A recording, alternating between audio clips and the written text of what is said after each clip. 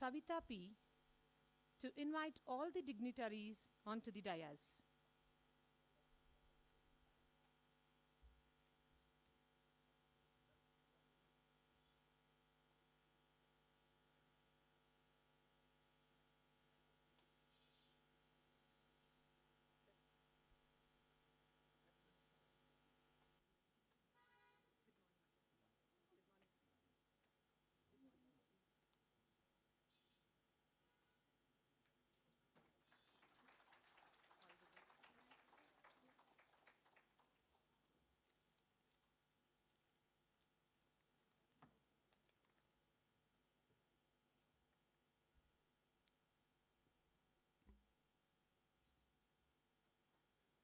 Good morning, one and all.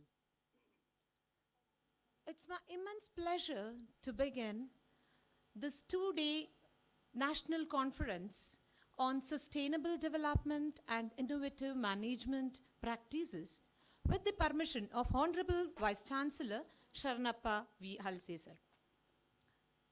Sustainable development, it is the need of the hour. Sustainable development is the buzzword. The Department of Studies and Research in Management has organized under the theme Sustainable Development and Innovative Management Practices. The concept sustainable development, which came into existence and became more popular in the year 1992 in the Rio de Janeiro conference, which we all know that it is the utilization of natural resources by the present generation without jeopardizing the resources for the future generation. So I hope this two-day national conference will make all the academicians and the participants to ponder into this concept of sustainable development and innovative management practices. Let us begin this with the invocation by Amma Ramachandra.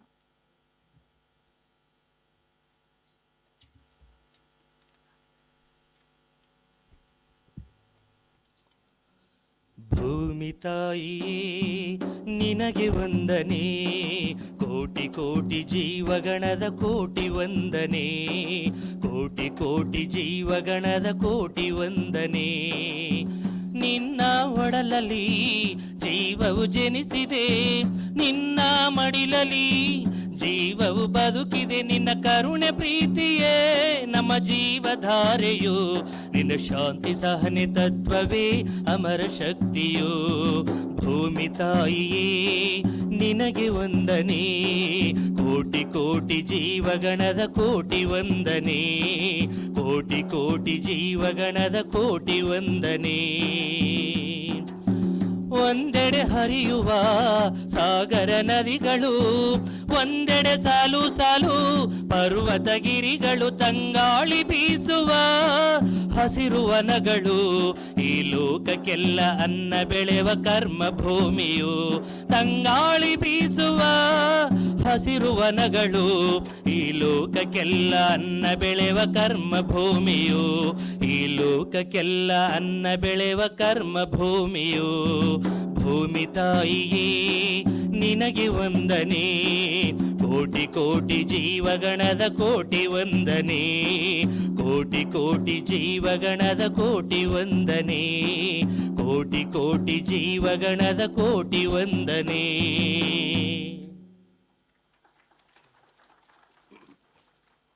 Thank you, Amar Ramachandra. I request him and I request everybody to stand up for Nadagite.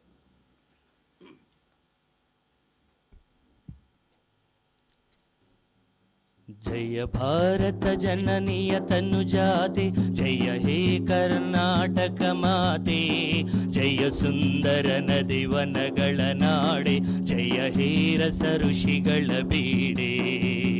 ಭೂದೇವಿಯ ಮಕುಟದ ನವಮಣಿಯೇ, ಗಂಧದ ಚಂದದ ಹೊನ್ನಿನ ಗಣಿಯೇ, ರಾಘವ ಮಧುಸೂದನರವತರಿಸಿದ ಭಾರತ ಜನನಿಯ ತನುಜಾತೆ.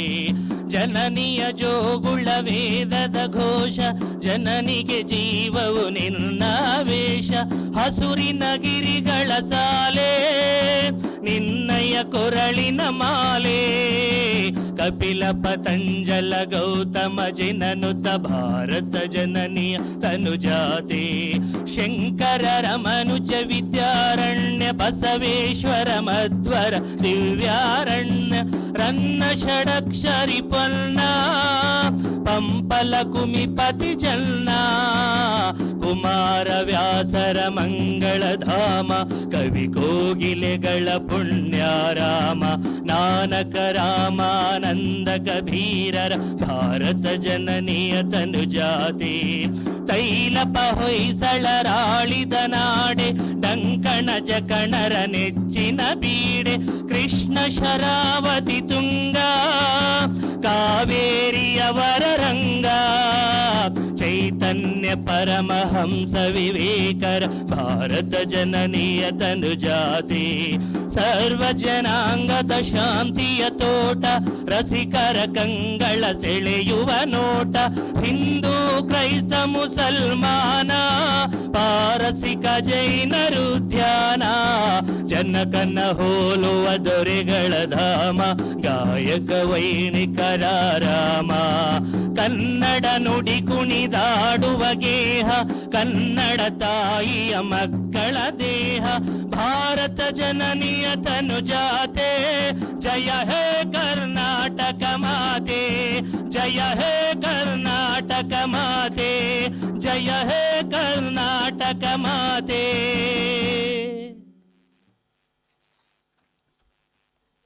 Thank you, Amma Ramachandra. Though the concept sustainable development became more popular in 1992, it is not a new concept. It existed even during Vedic period. That's why they say, Vriksho rakshita rakshitaha, dharmo rakshati rakshitaha, yatha pinde tatha brahmande. Because of the degradation in the environment, moral ethics, and the reflection of microcosm to macrocosm is the buzz and need of the hour. At this juncture, I take an opportunity to welcome Dr. Savita P. to deliver welcome address.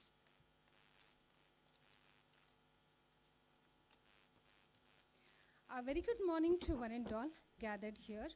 I extend a warm welcome to all of you on the behalf of the Department of Studies and Research in Management, Karnataka State Open University, myself, Dr. Savita, Chairperson and Organizing Secretary of the conference. We are delighted to host the Student National Conference on Sustainable Development and Innovative Management Practices, which is being scheduled on 5th and 6th of the March 2024. This event has been meticulously organized by our dedicated team, which is led by the dynamic leader, Professor Sharanappa V. Halses sir, the Honorable Vice Chancellor of the University, and we welcome you, sir. We heartily welcome you, sir.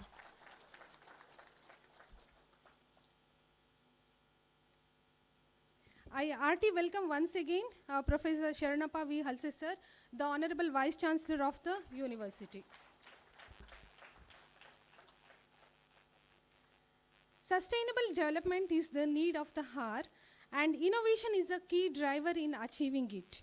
Innovation plays a critical role in ensuring that the planet and society can continue to thrive for generations to come.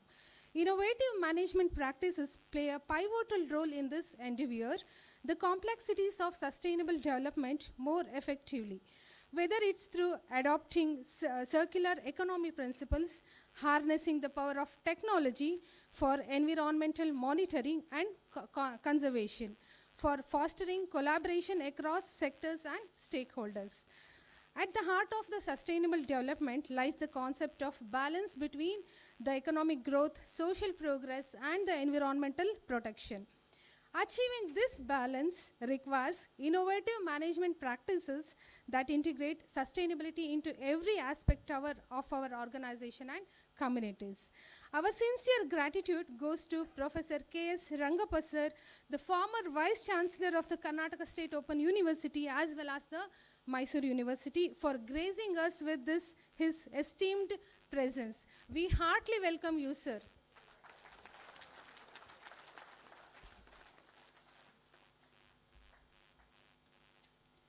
And we are equally honored to have Mr. Vinayak Hegde sir, who is the head of Infosys, Development Center, Mysore, as a key contributor of this conference. We heartily welcome you, sir.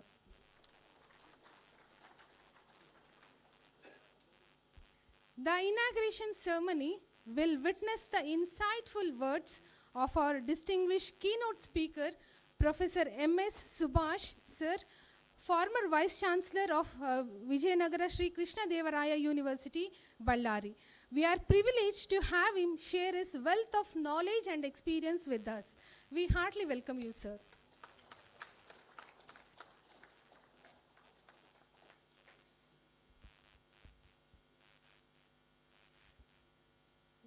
We are also privileged to have the presence of Professor K.L.N. Murthy, sir, Registrar of Karnataka State Open University. We welcome you, sir.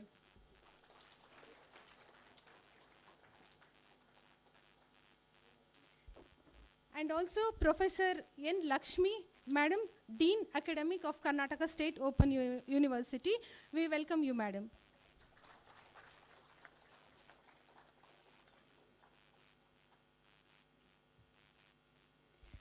I extend my heartfelt invitation to all participants, scholars, and delegates to actively engage in the various sessions, discussions, and workshops lined up over the next 2 days.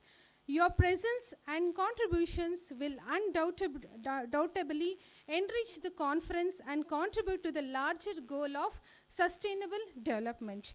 Once again, a warm welcome to each one of you.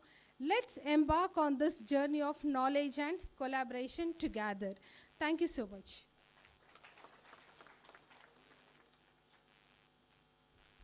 Thank you, Madam. At the outset, I take an opportunity to welcome Dr. P. Savita, Organizing Secretary of this conference. Welcome you, ma'am.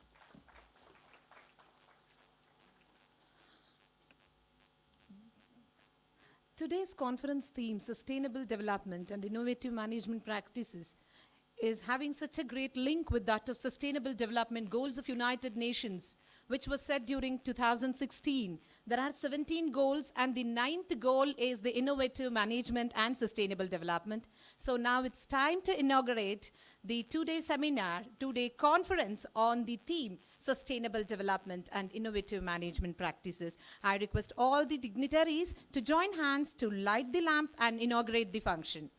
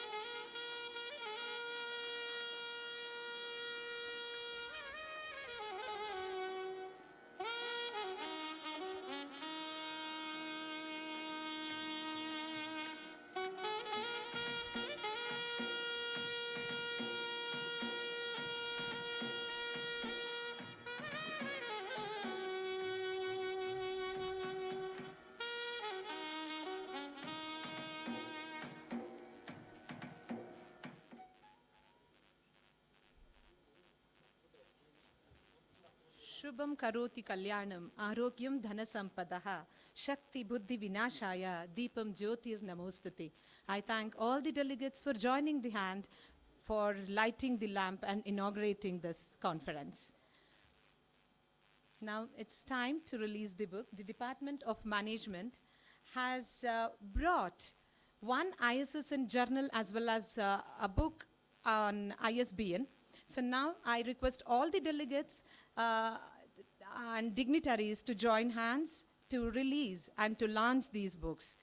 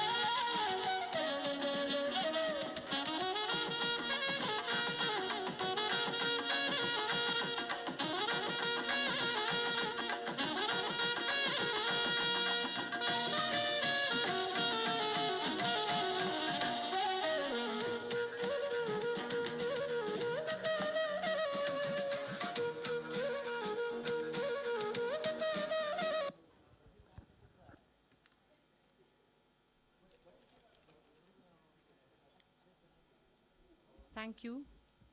Thank you all. I request Dr. Janavi S. to introduce Professor Rangappa K.S.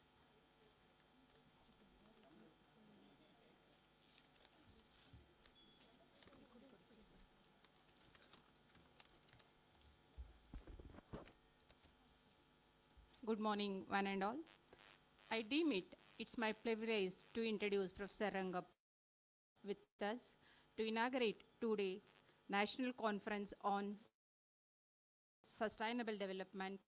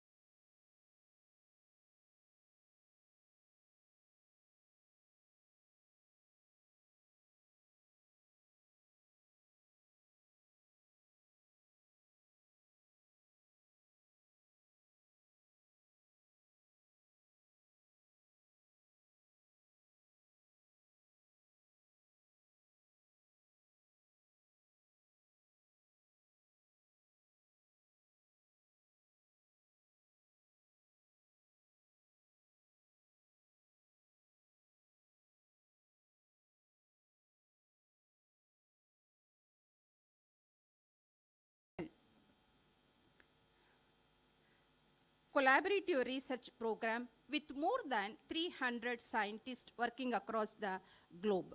Some of them collaborations are Indo-Japan, Indo-French, Indo-Germany, Indo-Singapore, Indo-UK, Indo-US, Indo-Korea, Indo-South Africa, Indo-Russia, Indo-Israel, etc. He has published over 600 research papers in national and international peer-reviewed journals and presented more than 160 research papers in conferences. He holds 10 patents in the area of medical chemistry. He has been credited with scientific citation over 13,000 for his research contribution with a high index of 61. He has guided 61 candidates for PhD degree, and presently 3 students are working under his guidance. I am proud to share this. He has been ranked among the top 2% of the world scientists in the field of organic chemistry. It was released by Stanford University, USA. He is a recipient of several prestigious national and international awards, including Professor Y.T. Tatachari Prestigious Award, Research Award for Science in 2007, Sir C.V. Young, Roman Young Scientist Award in 2006 from Karnataka State Council for Science and Technology, and he has received Bronze Medal in 2006 in Chemical Sciences by Chemical Research Society of India. And in addition to that, prestigious Dr. Raja Ramanna Award from Karnataka State Council for Science and Technology in 2011, Global E-Learning Award in 2012, Kempegowda International Award for the contribution in the field of education, and Lifetime Achievement Award by the Indian Society of Association Executive in 2019. In addition to that, 2020 Best Paper Award in Biochemy conferred by the Elsevier BV and French Society of Biochemistry and Molecular Biology in 2022. He served as a Vice Chancellor of the University of Mysore from 2013 to 2017 and Karnataka State Open University Vice Chancellor from 2009 to 2013. University of Mysore hosted 103rd Indian Science Congress and as well as celebrated centenary year in 2016 under his eminent leadership. President, Vice President and Prime Minister of India took part in these celebrations. 10 Nobel laureates and hundreds of foreign scientists also participated in 103rd Indian Science Congress and as well as centenary celebration. He served as a General President of 117th Indian Science Congress and member of institutional body of All India Institute of Medical Science of our country. He is one of the board of governors of the Institute for Social and Economic Change, Karnataka, and he has served as the president of the Forum of former Vice Chancellor of Karnataka, in which all the former Vice Chancellors of Karnataka are the members of this body. Currently, Professor Rangappa is serving as an university distinguished professor and CSIR emeritus scientist and Atishot Mukherjee Fellow at University Mysore. Now Professor Rangappa is the ambassador of Hokkaido University, Japan. Thank you, one and all, and thank you for the organizer for giving an opportunity. Thank you, Janvi ma'am, for introducing our beloved former Vice Chancellor, Professor K.S. Rangappa. We knew him as an administrator, as a scientist, and a good human, but we came to know the pages of his profile from your talk, ma'am. Thank you so much. And I would like to say one sentence here. Under the able leadership of Professor Sharanappa V. Halse, the Karnataka State Open University has created a history in its pages by taking A+ in NAC accreditation. And out of 7 criteria in the NAC, the 4th criteria deals with the infrastructure, where our university has scored complete marks in the 4th criteria. I would like to congratulate our SICA director and Manjunath sir here for the criteria 4, who has taken care of it. And for that criteria, the infrastructure of the studio, video, regional centers, and the buildings in the campus of Karnataka State Open University throughout Karnataka, laid the foundation by Professor K.S. Rangappa sir. I would like to remember him at this juncture. Congratulations to you, sir. And I request Professor K.S. Rangappa sir, who made the city of Mysore to nationwide by organizing National Science Congress. I welcome you, sir, for delivering inaugural address.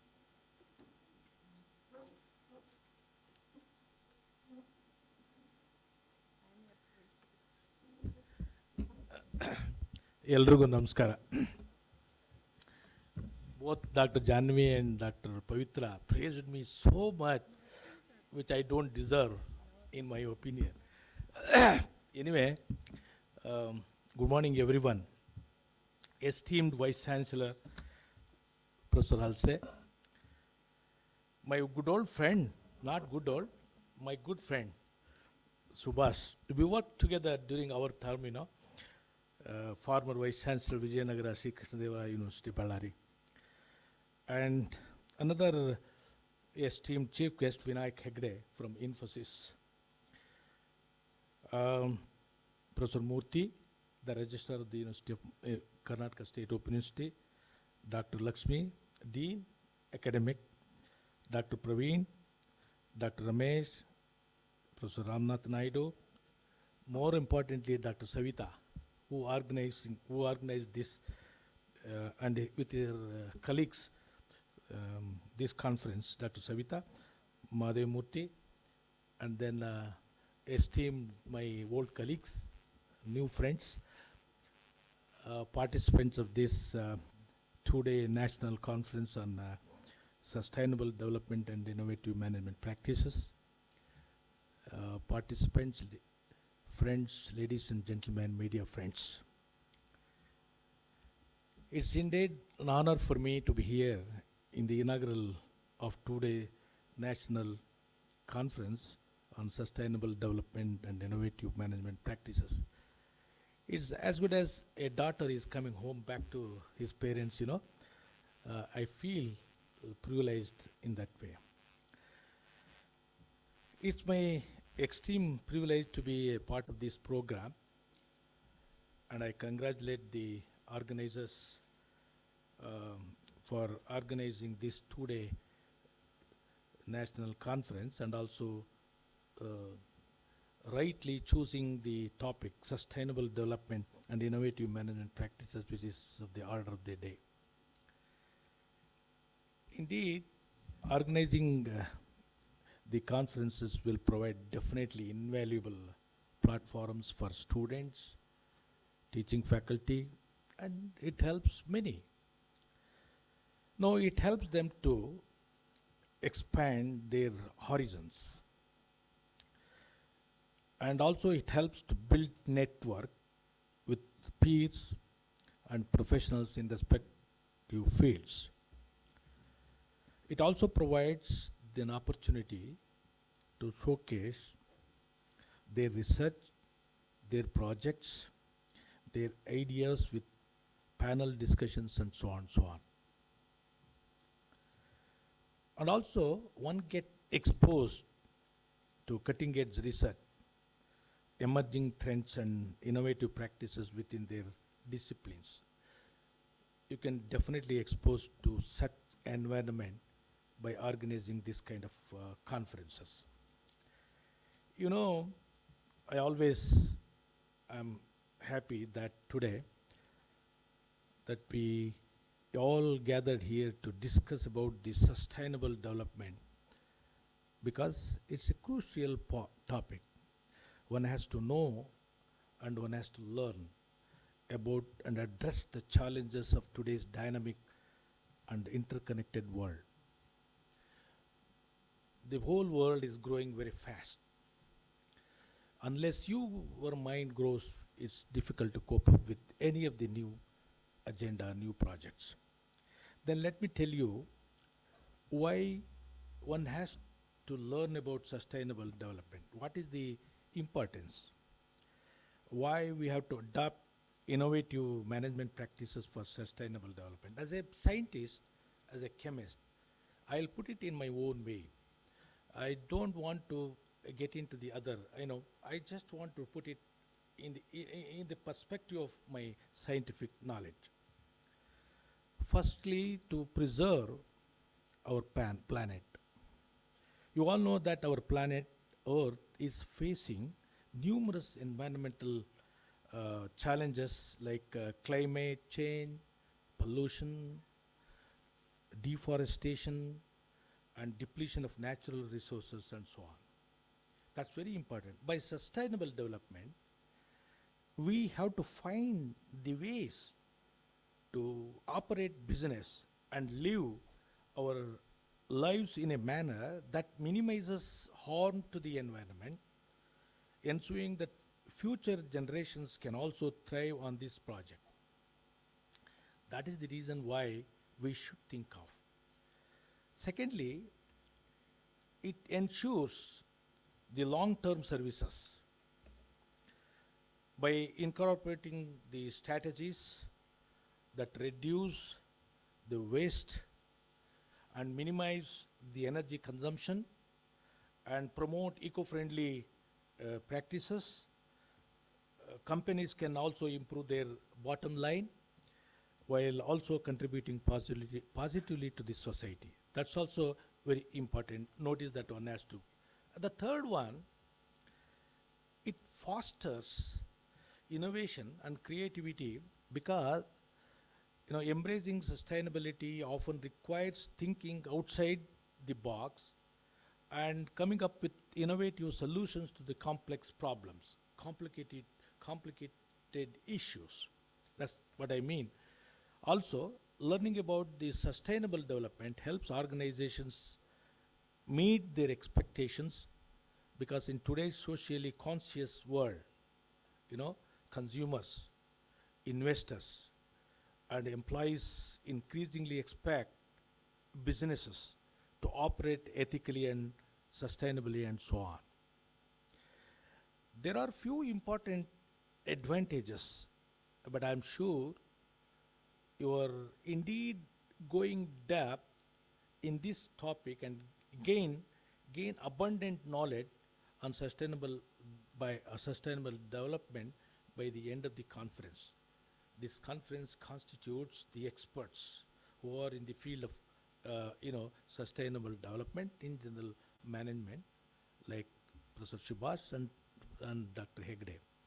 So there are certain sustainable management practices, sustainable practices that also we can adopt to drive towards sustainability, such as number one, circular economy.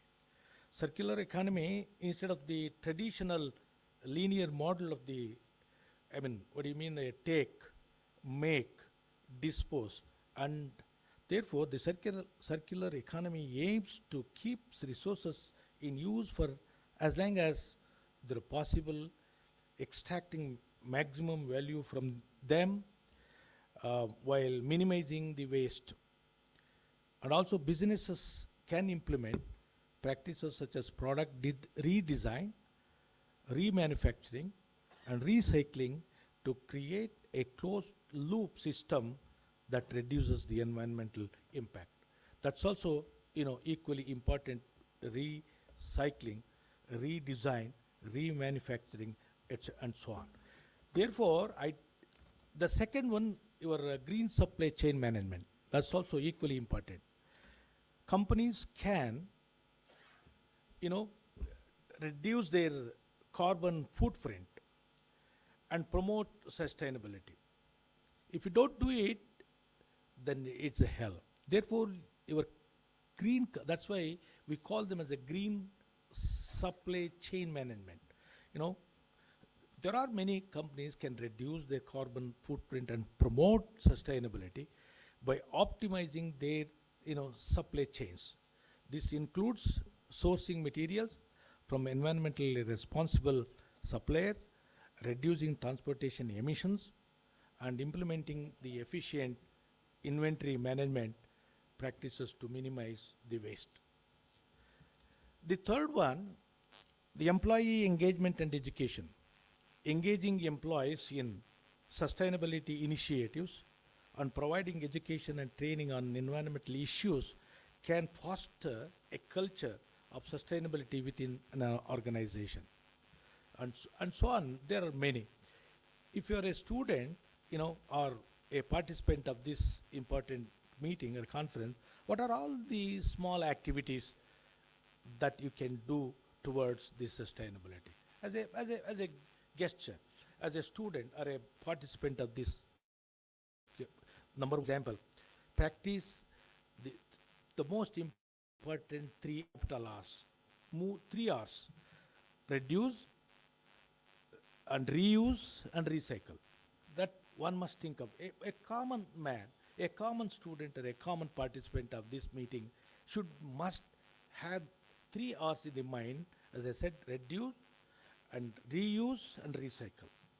Conservation energy, for example, by practicing to turning off the lights and other electronic devices whenever not in use. At your home, when you don't use, you turn it off. That's minimum common sense of any student, as a student or a inmate of the house. And choose always eco-friendly transportation options. What do you mean that? Such as walking, bicycling, cycling, and eco-friendly transportation. These are all the ways that you can think of for the sustainable development. Then advocate for change. What is that change? Use your voice to advocate for sustainability initiatives within your school and community. And also join environmental clubs or student organizations and participates in sustainability events and many campaigns and so on. Engage with local policymakers to push for the policies to promote sustainable development. These are all the common usages, a person can think of these things. And also practice water conservation, engage in sustainable eating. What do you mean by sustainable eating is organic. Most of us, we don't have to go to McDonald's or any other restaurants. Rather, you eat organic material. Organic material should be used. You can help in many ways that you can.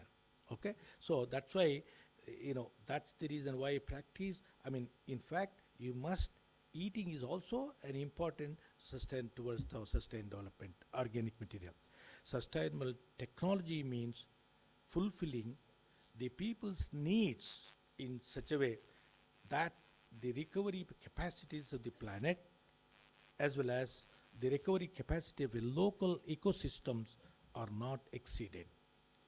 It is just those small steps you can think of that in your home and also surrounding that can make big change, globally. That makes, globally a big change. We all know that the United Nations have adopted 17 sustainable goals to achieve by 2030. 2030, 17 sustainable goals by the United Nations. So all planet would lead a peaceful and prosperous life. That's the United Nations slogan.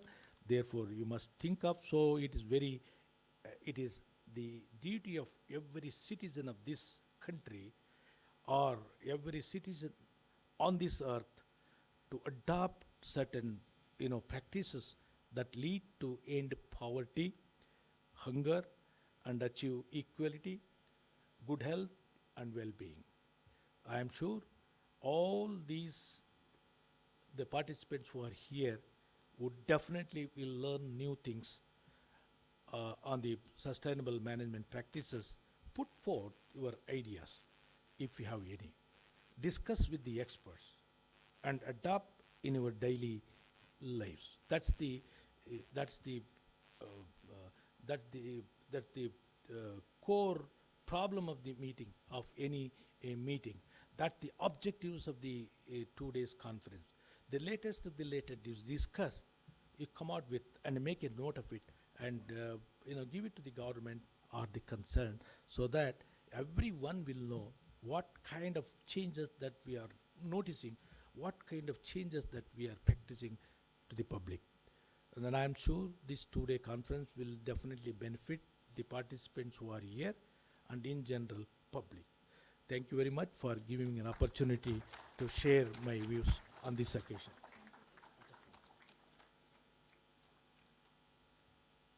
Thank you so much, sir, for your valuable words and for your blessings on this 2-day national conference. Thank you, sir. Now I call upon Dr. Chinnaya PM to introduce Professor Subhash MS.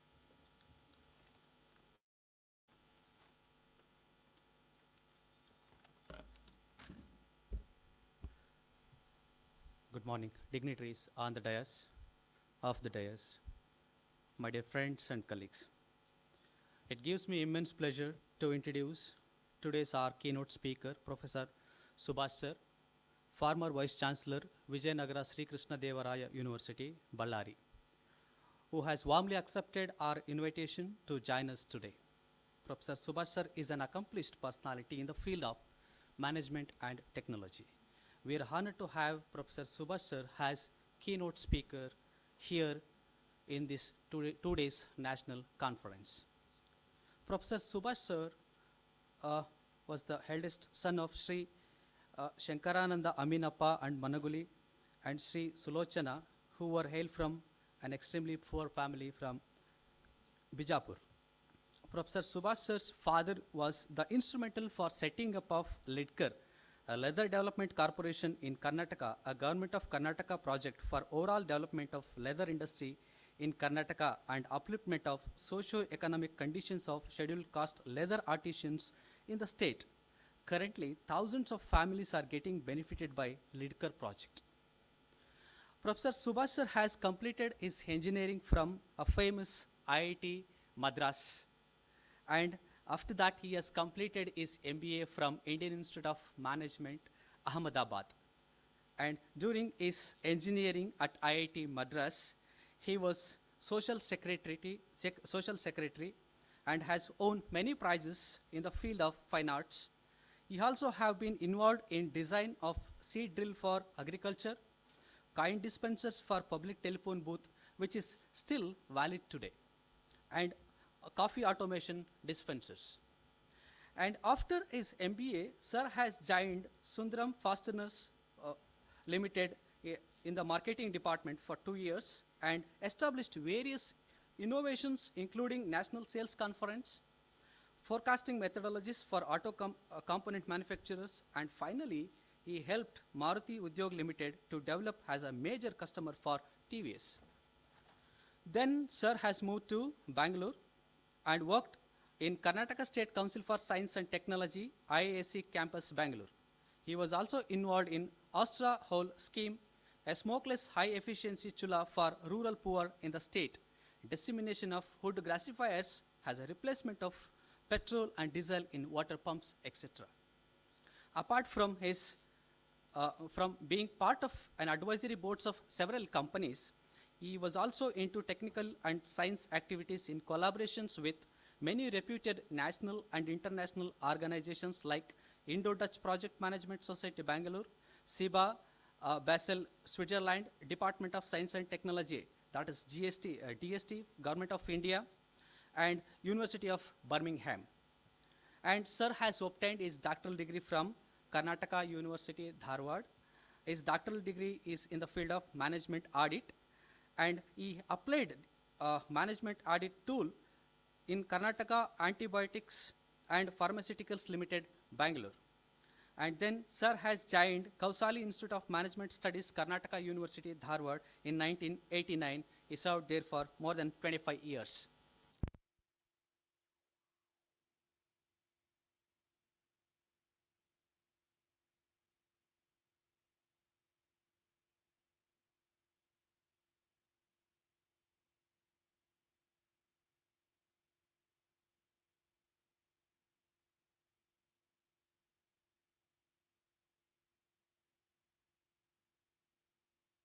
Management students, and during his tenure, KIMS was one of the top 5% B schools in the country, and it was ranked 50th rank amongst 4,000 B schools.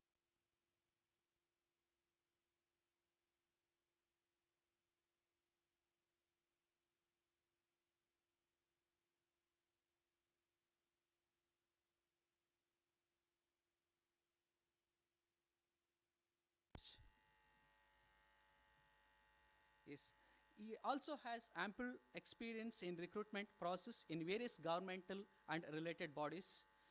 For example, he was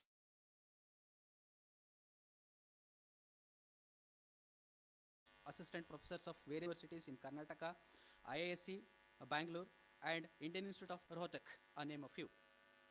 He held different positions in different organizations, like he was a member for Board of Governors, Indian Institute of Management, Rohtak, and member of Technical Advisory Committee for building rupees 1,200 crores campus for IIT Rohtak, founder member of Society of the Indian Institute of Management, Rohtak, member Board of Governors, Indian Institute of Management, Bangalore.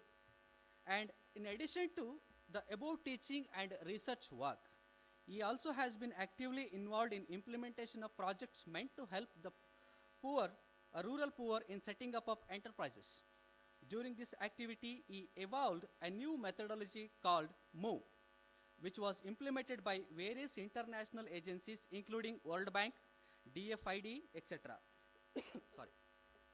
The MOVE is a copyrighted methodology. Many funding organizations like Sir Darobji Foundation, Department of Rural Development and Panchayat Raj, Government of Karnataka, Government of West Bengal, NGOs like IDPMS, SSP, etc. have taken his help in solving many of their problems.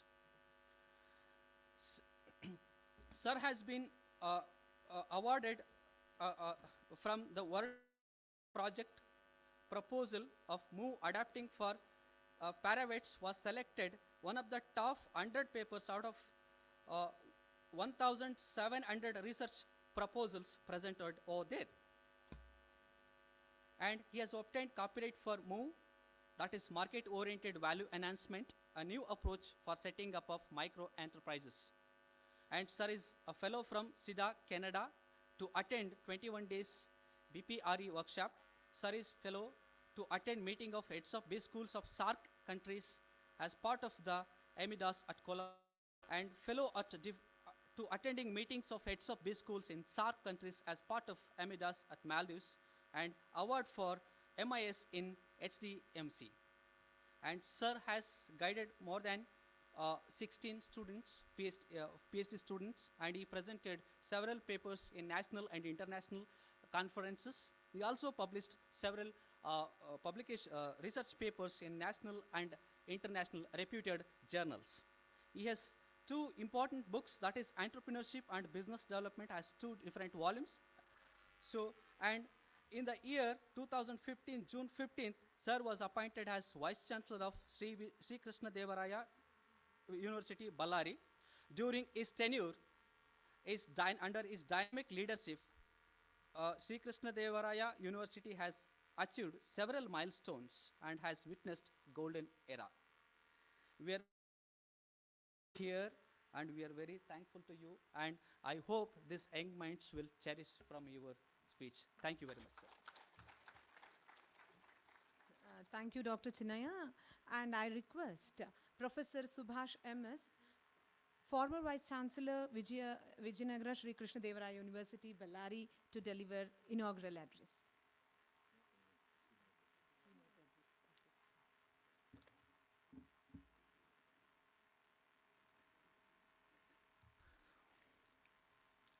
Just a few minutes to becoming the afternoon, but anyway, good morning to all of you. It's a cliche to keep asking you to repeat good morning. Please repeat good morning. Yeah, it's in a way, making sure that you're awakened, right? And also for us to make sure that you connect with us. And when my profile was being read out, I honestly wished my wife was sitting somewhere here. Otherwise, she'll keep saying, what have you done, right? For me also, it was so great. I mean, in the sense, felt very nice for him to go through the entire process. I've forgotten quite a few of these things. So, while introduction of any guest is being done in any program, it can be boring, but for the person concerned, it can be very revealing. And I think that is what you did. Thank you so much for that wonderful recount of my journey in the academic world. And among or amidst the stalwarts from the science sector, like Professor K.S. Rangappa, whom I had the opportunity of interacting on many, many cases, who is the inaugurator of this particular two-day national conference. Sir, it's always a pleasure to meet you. Your smile is so very, how should I say, infective, that it is impossible to keep quiet when you smile, right? That's a personality of Professor Rangappa. So nice to have you here, sir. More so, if people don't know, especially the students don't know about Professor Rangappa, is that he is a kind of an icon when it comes to higher education, not only in the state, but in the whole of India. I think he deserves definitely a round of applause from all of you. For various reasons, he put Mysore on the map. Of course, Mysore is always on the map because of the regal history that we have. Mysore Maharaja is very well known for so many contributions, the best city you can think of. And I think if KSOE has got its NAC A+, and as was being said, it's because of the infrastructure you got 100% marks. It's amazing, sir, the way you were able to do it, not because of anything else. In spite of all the government restrictions you have a way of working with them. That ability, I hope every Vice Chancellor gets it, so that the current situation we have in the university at least should not be there. And I think you have done a wonderful job. There's no doubt about the fact that he is definitely one of the heroes of higher education. I don't even know if it could be nice to have him as the Minister of Higher Education in the days to come. I hope he, because for one reason, a selfish reason I should say, as a professor in the university at least the university will do much better than what it is doing today. With the onslaught of the bureaucrats, I'm sorry, I have no anger against them, but the onslaught of the bureaucrats to reduce universities to become like schools, that at least should be stopped. And I think you have a big, big role to play. And I only wish it can be godsend if somebody like Professor Rangappa, my God, his CV reads like, I can't imagine one person can do so much. I'm sure if you become the higher education minister, Karnataka will not only be remembered for people like Infosys, where we have the chief of Infosys Mysore, but also will be remembered for its education under your leadership, sir. Hope that we will be able to do it. It's not for you, it's for us. We need that. At least that's for sure. And today we have, of course, Mr. Vinayak Hegde, the head of the Infosys Development Center at Mysore. You all know, nobody needs to know more about Infosys than Narayan Murthy, who is an icon. In fact, if Karnataka really championed the IT today, in fact, yesterday we were discussing with somebody, one of my own student who is working in IT industry in Hyderabad, and he made a mention that Hyderabad is catching up. It may soon overtake Karnataka or Bangalore. I said, rubbish. It can never happen.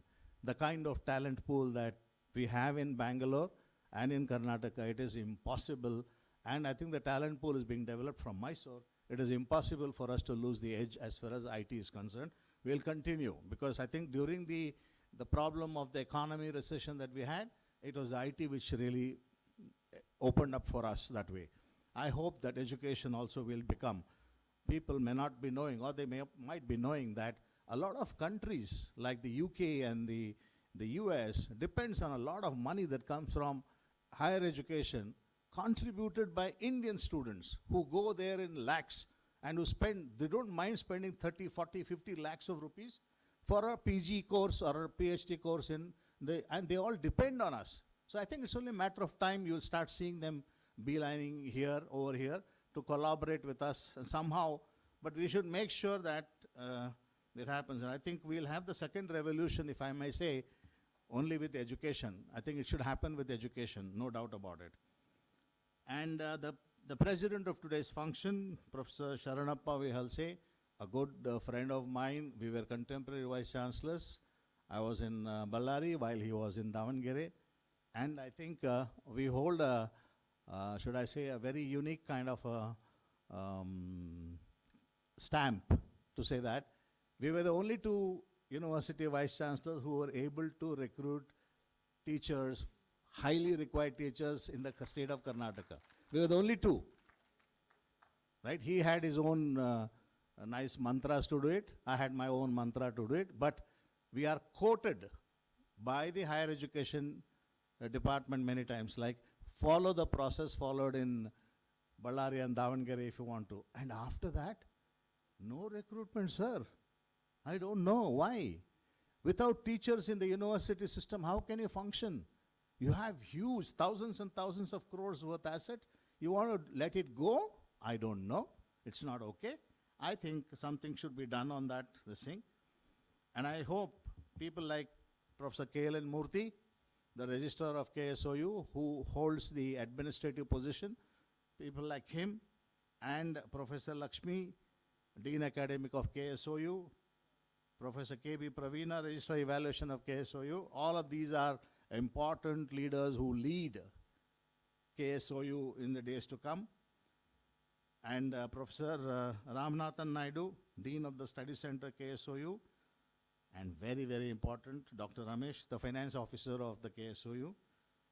And I think the person who was in touch with me for a very long time, for this particular conference, two-day conference, Dr. Savita, the organizing secretary who worked really hard, and Professor Mahadev Murthy. I think it's my pleasure to be with you on this day, a very important day for me, coming back to KSOU.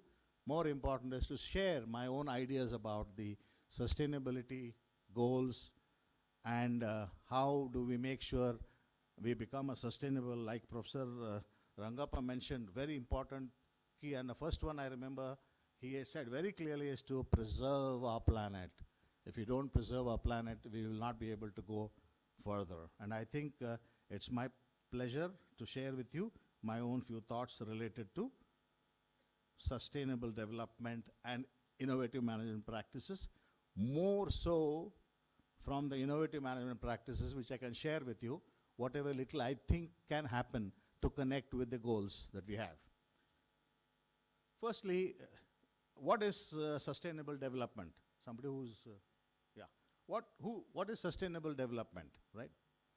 Now, everybody understands the word sustainable development. In a very crude form, yes, we understand. And what does that mean? That means it should be there. It should not end.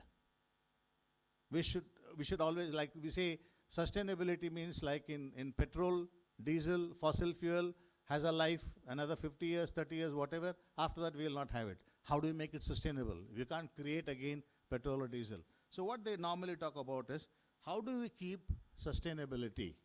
Sustainable development actually is development that meets the need, very important to say, meets the needs of the present, right?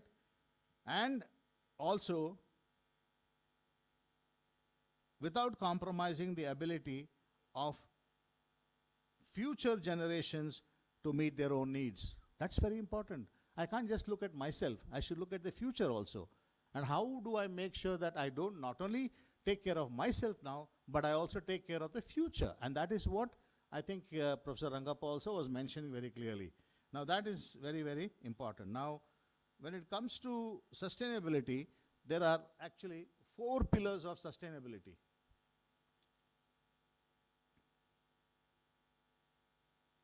Yeah.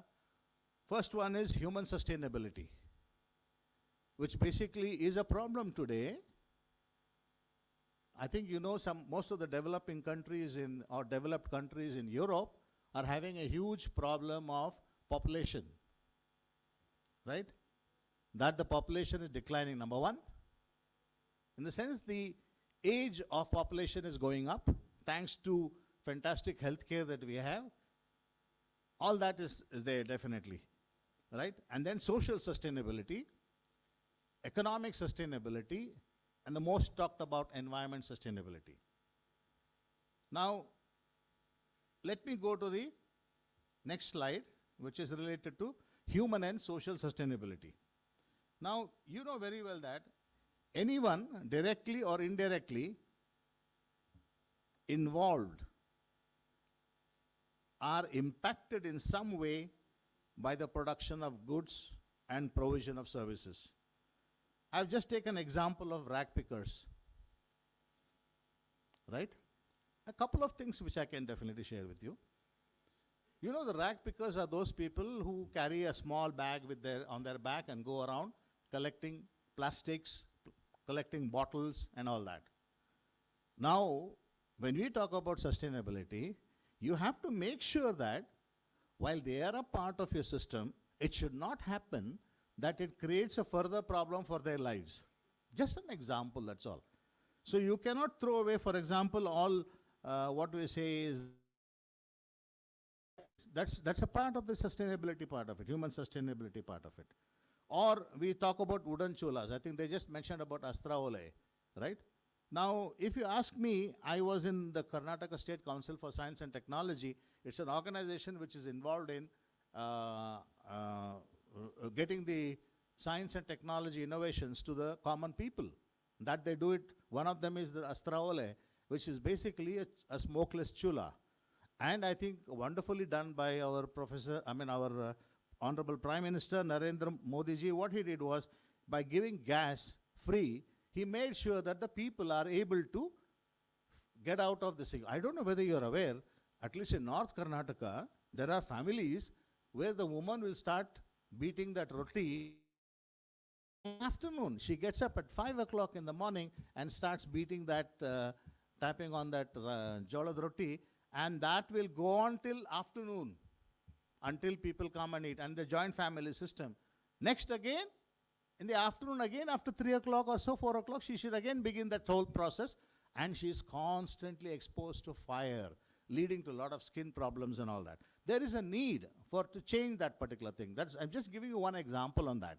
And another thing which he mentioned was, I remember now, is the wood gasifier. There is a huge problem related to wood gasifier. I don't know if you're aware that in the Indian Institute of Science, we had a lot of research going on in replacing fossil fuel with wood gas. And we had a method of producing wood gas out of small pieces, rags and pictures, small bits and pieces of wood. But there was objection from the Environment Ministry that if you start proposing or popularizing wood gasifier, what will happen? Again, the forest will get cut. No, which should not happen. So you should have some kind of a regenerative forest which can take care of. Anything that you do, what they talk about sustainability is to make sure it is available not only but also for the future needs. And if you all remember Greta Thunberg, if you remember her very, very loud speech that she gave a speech related to environment, saving the environment. How loud, a small girl, she still believes that the way we are doing with the environment is not okay. You have to change. And I believe strongly that she has a very loud voice definitely on that.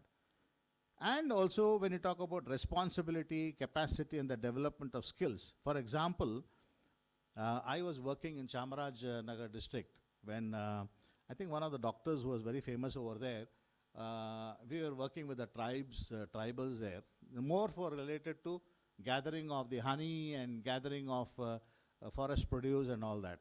Even I remember something like, I think gooseberries or something, right? The nelikai that you take and all that. Very nicely explained by that person. What he did is, he said, ನಾವು ಅದು ತೆಗಿಬೇಕಾದ್ರೆ ಏನು ಮಾಡ್ತೀವಿ ಅಂದರೆ ಕೆಳಗಡೆ ಭಾಗ ಇದ್ದಿದ್ದೆಲ್ಲ ಬಿಟ್ಬಿಡ್ತೀವಿ. ಯಾರಿಗೆ ಬಿಟ್ಬಿಡ್ತೀವಿ ಅಂದರೆ for the smaller animals to graze or for it to grow. And ಮೇಲ್ಗಡೆ ಭಾಗ 1/3 ಭಾಗ ಇದ್ದಿದ್ದು ನಾವು ದೇವರಿಗೆ ಬಿಟ್ಬಿಡ್ತೀವಿ. We will not even attack it. Only middle range ಮಾತ್ರ ನಾವು ಹಾರ್ವೆಸ್ಟ್ ಮಾಡ್ತೀವಿ ಅಂತ. So nicely it was explained by a tribal who was explaining, and we were never understanding that the kind of harvesting that they do. ಕೆಳಗಡೆ ಇದ್ದಿದ್ದು we leave it to the either ಭೂತಾವಿ or something like that. ಮೇಲ್ಗಡೆ ಇದ್ದಿದ್ದು ನಮ್ಮ ದೇವರಿಗೆ ಬಿಟ್ಬಿಡ್ತೀವಿ. ಮಧ್ಯದಲ್ಲಿ ಮಾತ್ರ ಇರೋದನ್ನು harvest ಮಾಡ್ತೀವಿ. They are the people who know how to harvest it sustainable way. Now what happens is the government gives a contract to a forest contractor, and that fellow when he goes, he chops off the whole plant. Whole tree is chopped off. It's so irresponsibly the forest contractors do these days. All the entire forest produce goes away completely by this. And I think I've done a small project in forest, non-timber forest produce. In fact, that was a project we did even in Bihar and Orissa kind of areas, where, forest produces so many wonderful non-timber forest produce. Don't look at only timber. There are so many things that the forest produces, especially a lot of masalas and spices and fruits. You have to find ways. Honey, for example. Honey is also a very important one. Today, honey is a very big market by itself. Dabur you have, and Patanjali you have, all producing honey. But you should know how the honey is procured by them, by the people. And I don't know if you're aware also, honey by itself, yeah? Honey by itself depends on the type of flowers and the different forests produce. If you have mango flowers, the honey will be different. If you have neem flowers, the honey will be different. How do they use it, really? It's all, how do you brand it? In fact, I was working for those tribals in a way to market and brand honey. Unfortunately, bigger industry like the Dabur and things like that will take it. They have their own kind of processes that they do. Anyway, that's a point that we have. There has to be responsibility, capacity, and development of skills, which I think that doctor, I don't remember the name of the doctor in the Chamarajnagar district he works. Dr. Sudarshan, exactly. He did a wonderful job there, really. And he tried to make sure that most of the proceeds that you have in honey really goes to those tribal people. You should see the way they collect tribals, they collect the forest with a lot of wax. And so he did a process of separating the wax and making sure he gets pure honey, bottle it, brand it. And I was involved in that bottling, branding and all that. So anyway, it is a very interesting thing. Promote the well-being of the communities and societies. Today, it's extremely important. Yeah, stubble burning that you're having a problem in Haryana affecting the pollution, air pollution in Delhi. Yes, that's not a good practice maybe. But there are some better practices that has to be also. So you need to actually educate them and train them to make sure that they have sustainability. Some places you should do that. Some places they have the natural ones.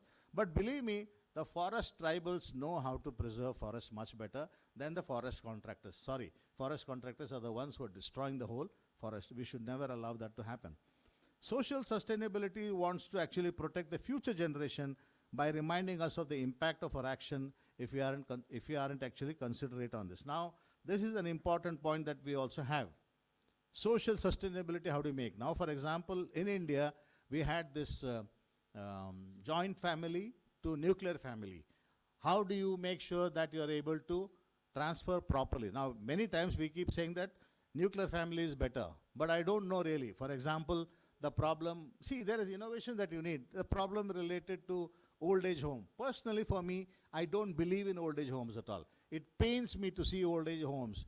We have to take care of our parents just like how they took care of us. But I still don't know how you can shirk your responsibility and go. I'm saying that there are needs for some kind of methods by which at the same time, I like some of the ideas of the old age home where they try to bring children.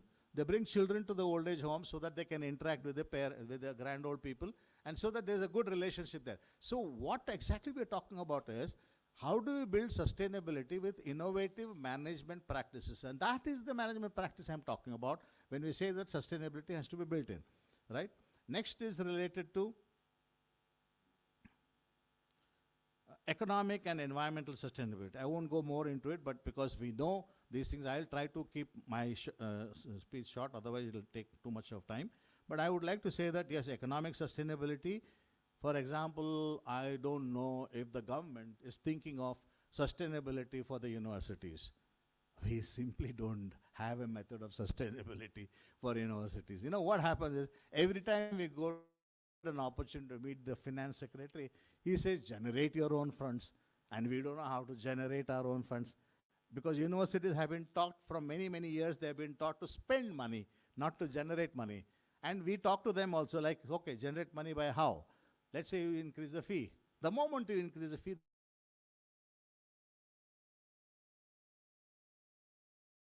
student body will come, and the funds will be depleting from the university, from the government. How do you run it? It's really very, very difficult to run it.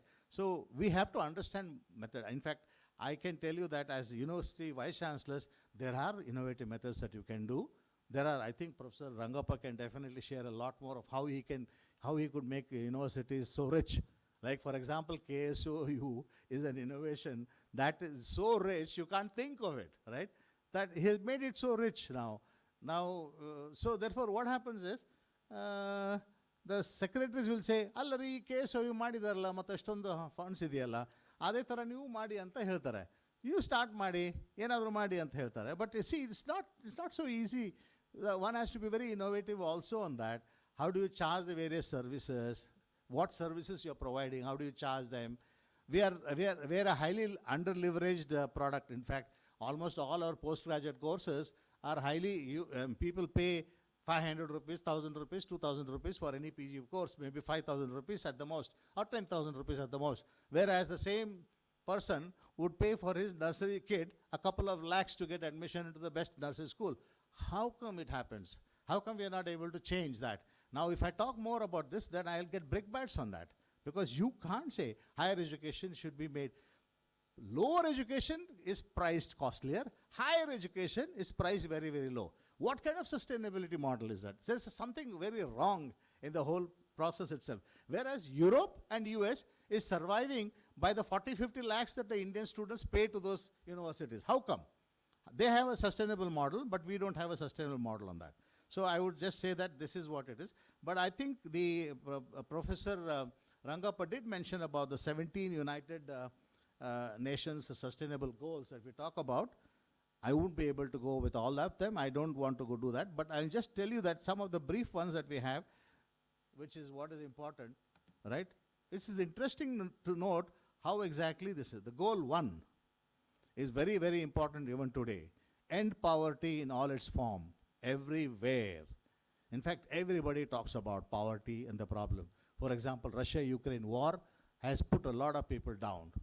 Likewise, maybe there are other wars also, like for example, Palestine and Israeli kind of war that we have. Again, a very inhuman way they have handled it, in such a way that you are pushing down people, the Palestinian people, into this thing. I don't want to get into the politics of that, but the point really is that, as the United Nations very clearly say, that you have to end poverty. It should not happen.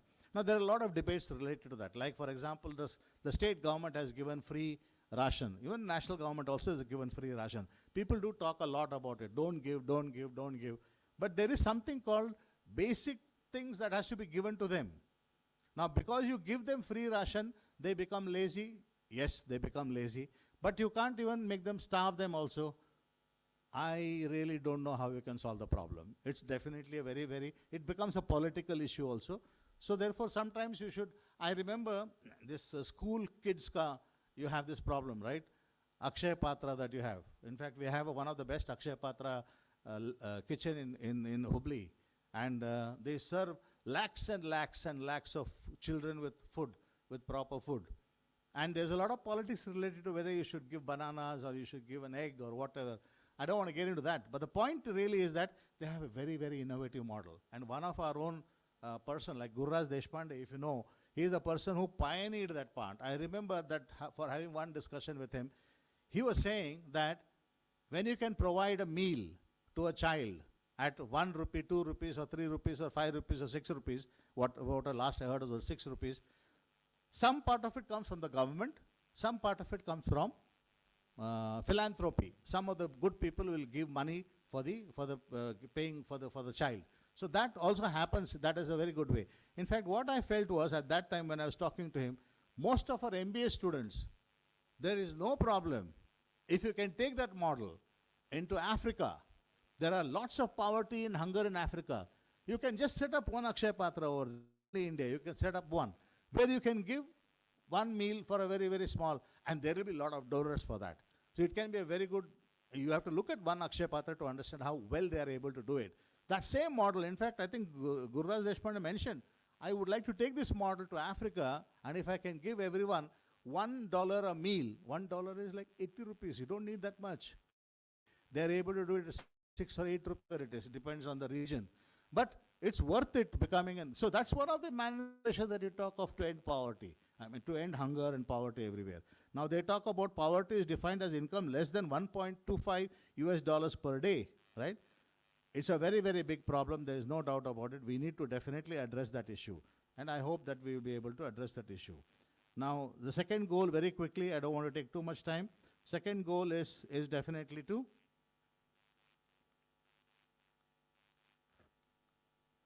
end hunger, achieve food security, and improve nutrition and promote sustainable agriculture. Here, I think, with all respects, I would like to remember Professor Swaminathan, right, who did a wonderful job in agriculture for us. We cannot repay in any way the kind of revolution that he got about in agriculture, from a place in India where we had famine to a time today when we are self-sufficient. We can export food, grains to various places. Amazing person that he has got. And he has set up a lot of research centers everywhere, right? But there is a kind of, it's a very different one. I remember millets. You talk about millets, right? Ragi is one of the best millet you can think of. Right, the millets, I was able to go to Salem at one of his research center. I could see 40 varieties of rice.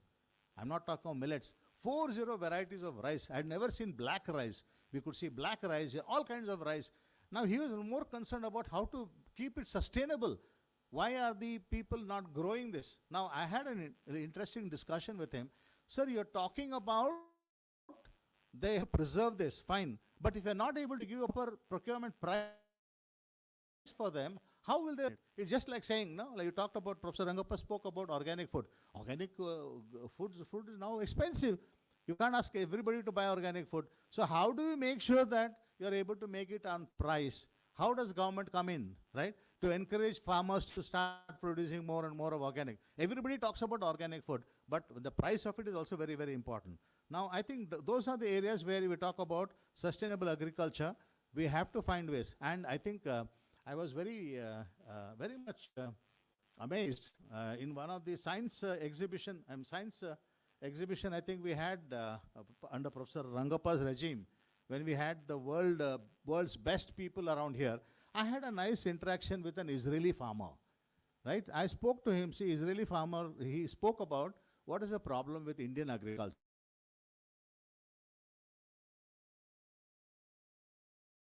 Israel with so little is able to do such wonderful well.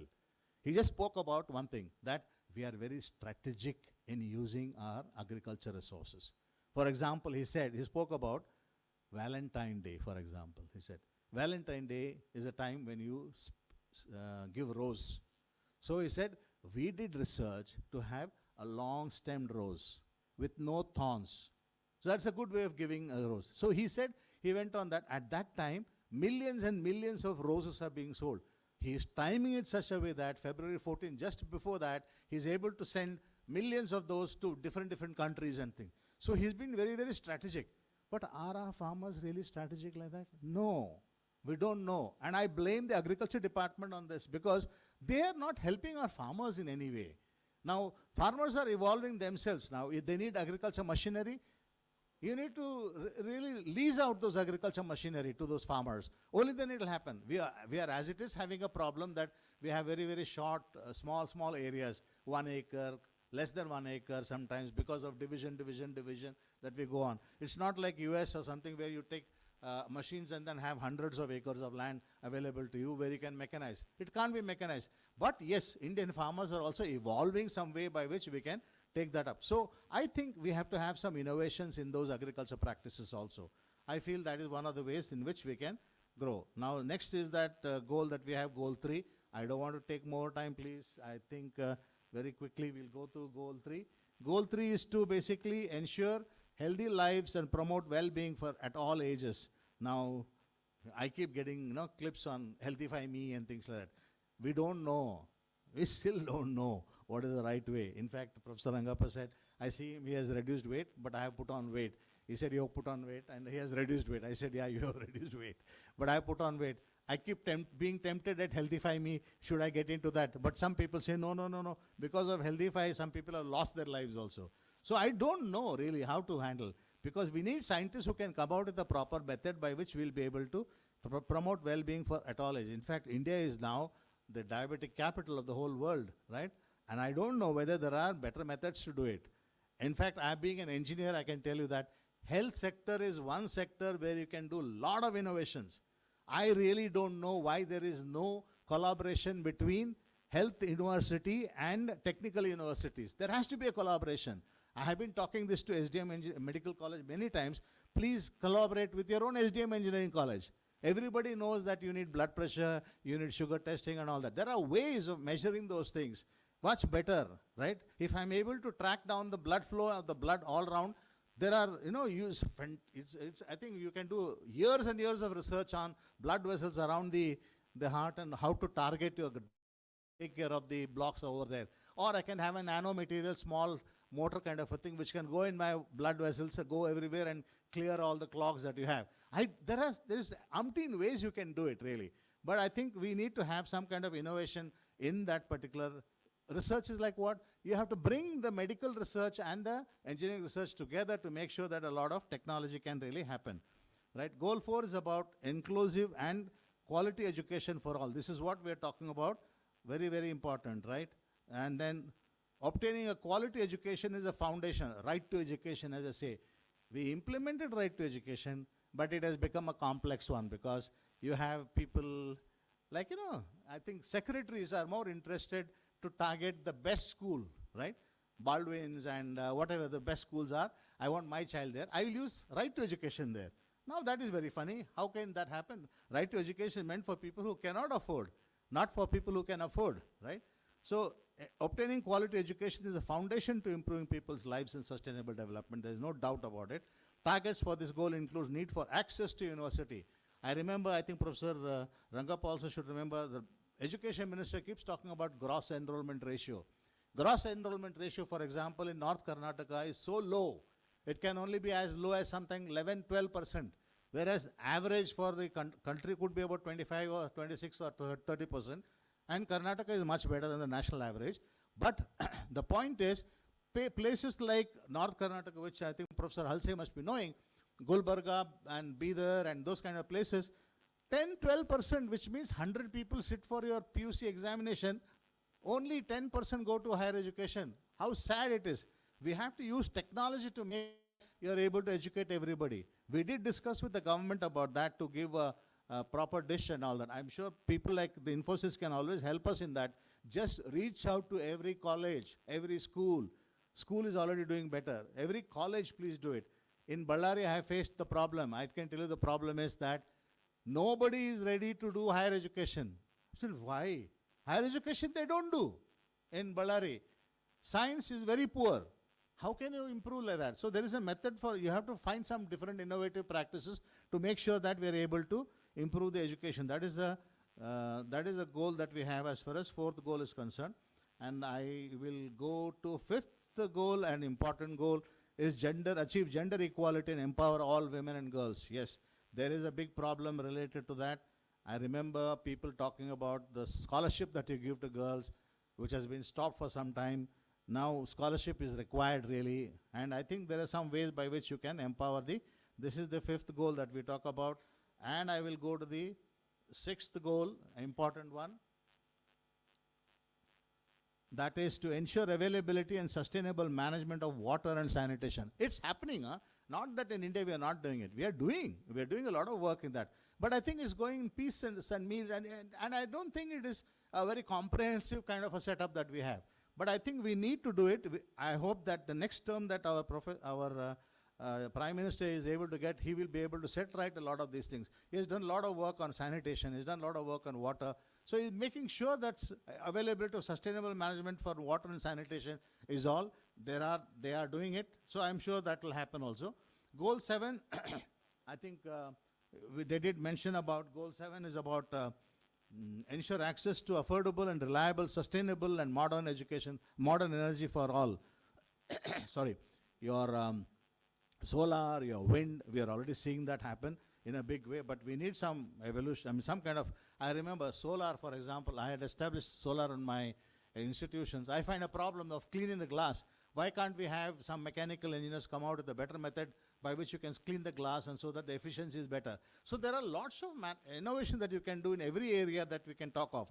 Then next is the, sorry, next is the goal 8 we're talking about, and that is related to promoting sustained and inclusive sustainable economic growth, full and productive employment and decent work for all. Yes, Manrega is supposed to be one of those areas where they are trying to give this thing, but there are more ways that by which you can do it.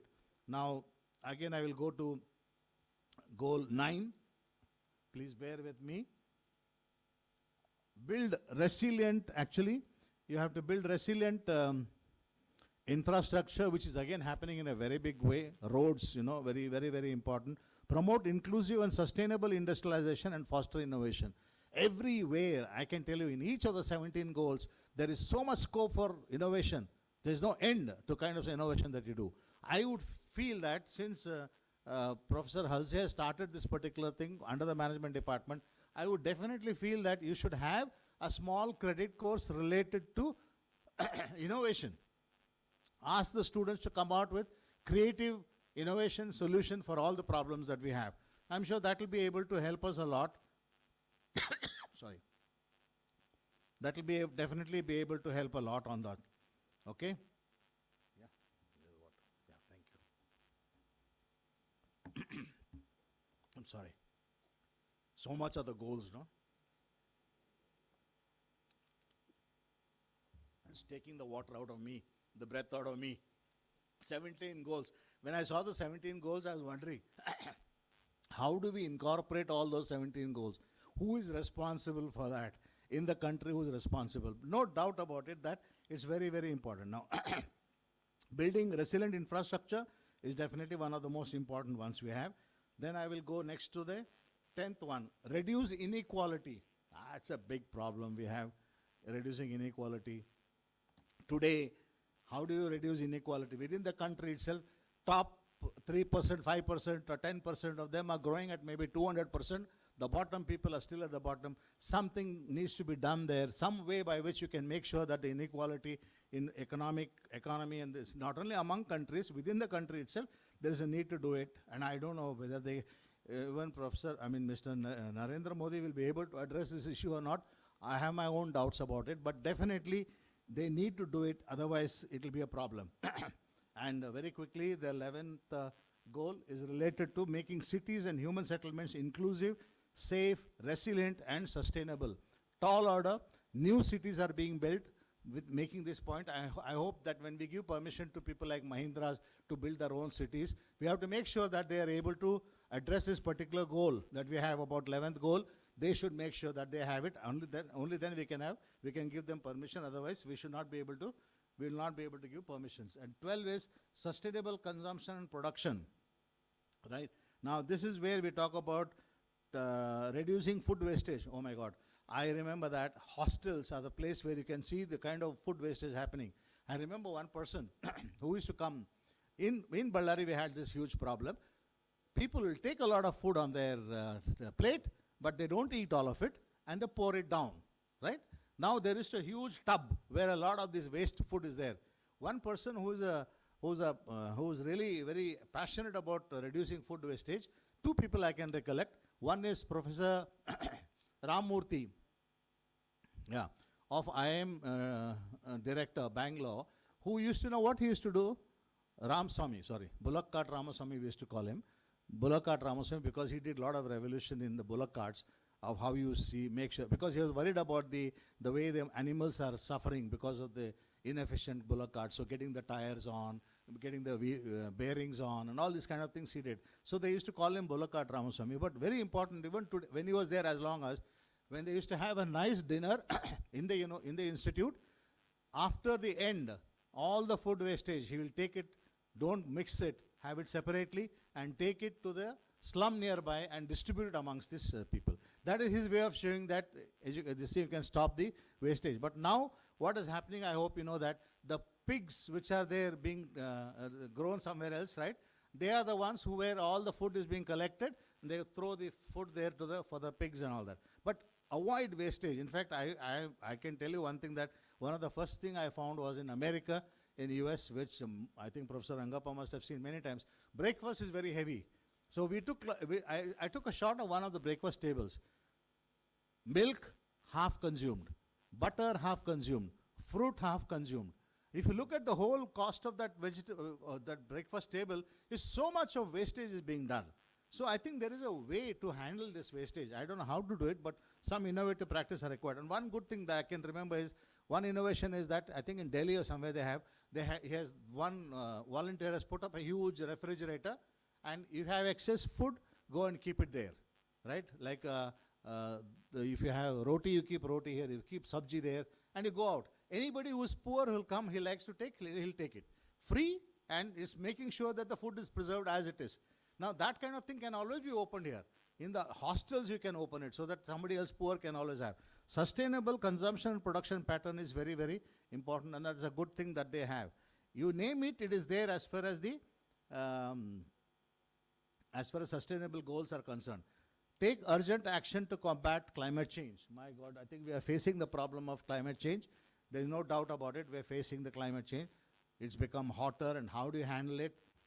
People like Greta Thunberg will definitely talk a lot about this. I don't want to speak more about it. Goal 14 is also very important. Like, see, the point is, forest is one thing. Another thing is sea, right? I had a good opportunity to work with the NGOs related to the fishermen, and that was in down south where there are a lot of fishermen and all that. Lot of innovations are possible in that fishermen thing. And what happened was, when tsunami happened, the entire fish bed that you talk about got completely upset. I didn't know all this. Actually, those guys explained a lot of things about how fishes are cultivated there. For example, a pomfret, I didn't know that. A pomfret can only go where, when you put a coconut palm on the sea, then the pomfret will be coming. Like that, there are many things that he goes on explaining. But what he says is, one tsunami has changed the entire waterbed, completely changed. Many of them used to be breeding grounds for fish. It's gone.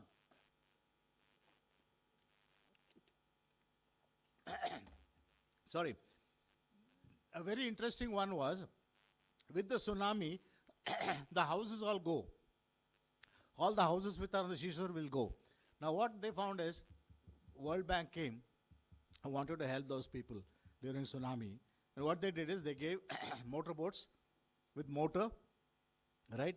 And so that they can fish better. Now the problem is, motorboat after some time, very good Honda motors, right? So the farmers took away the Honda motor and sold it in the market. I asked, why? Why did you do that? He said, I can't keep it. I can't run it. Fuel, that problem, this problem. They have a normal catamaran which they use for fishing. And the beautiful government came out with another fantastic proposal of building houses. So they built houses on the shore. Obviously, they can't build houses very near the shore. It has to go a little farther away to have proper foundation. So they built a lot of houses there. Lot of houses they built for the fishermen. When we went there, nobody was staying there in that houses. I said, government has spent crores of rupees on building houses for you. Why are you not staying there? Arey, enna sir solradhu avanga paithyamadar irukanga.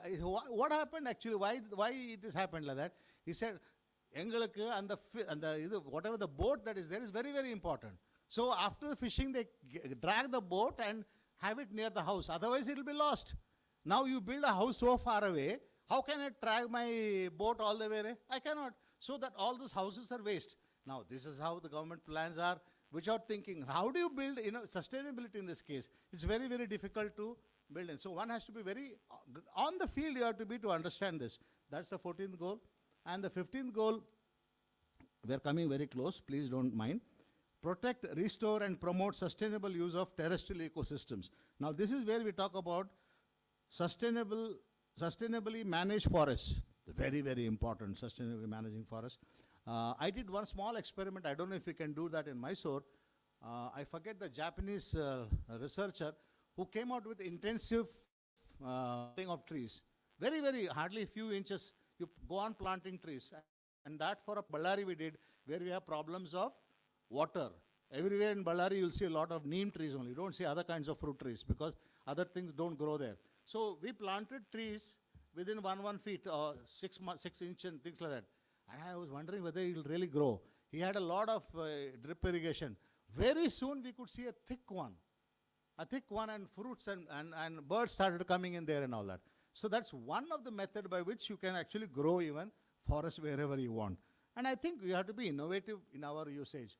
And goal 16 really is about promoting just, peaceful and inclusive society. Very, very difficult in India. But anyway, hopefully that in short time from now we'll be able to do that.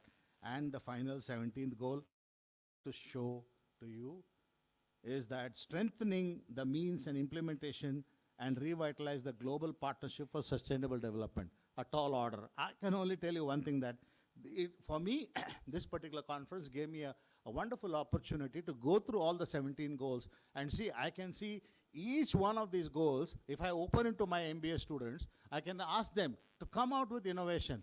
There is a possibility out of 100 MBA students, maybe a few of the students will be able to come out with some innovative ideas by which he can tackle that.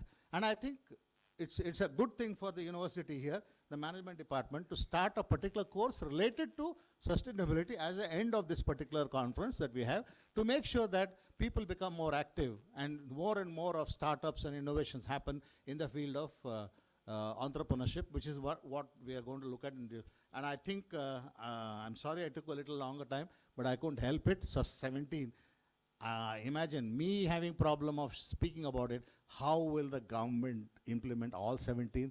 A very, very tall order. We hope universities can help them.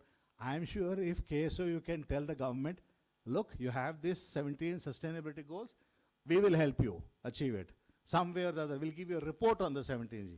have a list of all the kind of sustainable innovation that you have and make sure we can.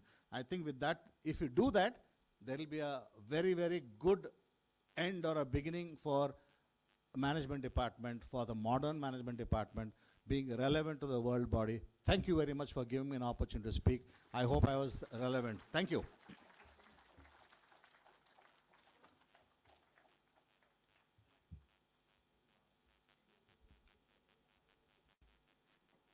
Thank you so much, sir, for your valuable keynote address.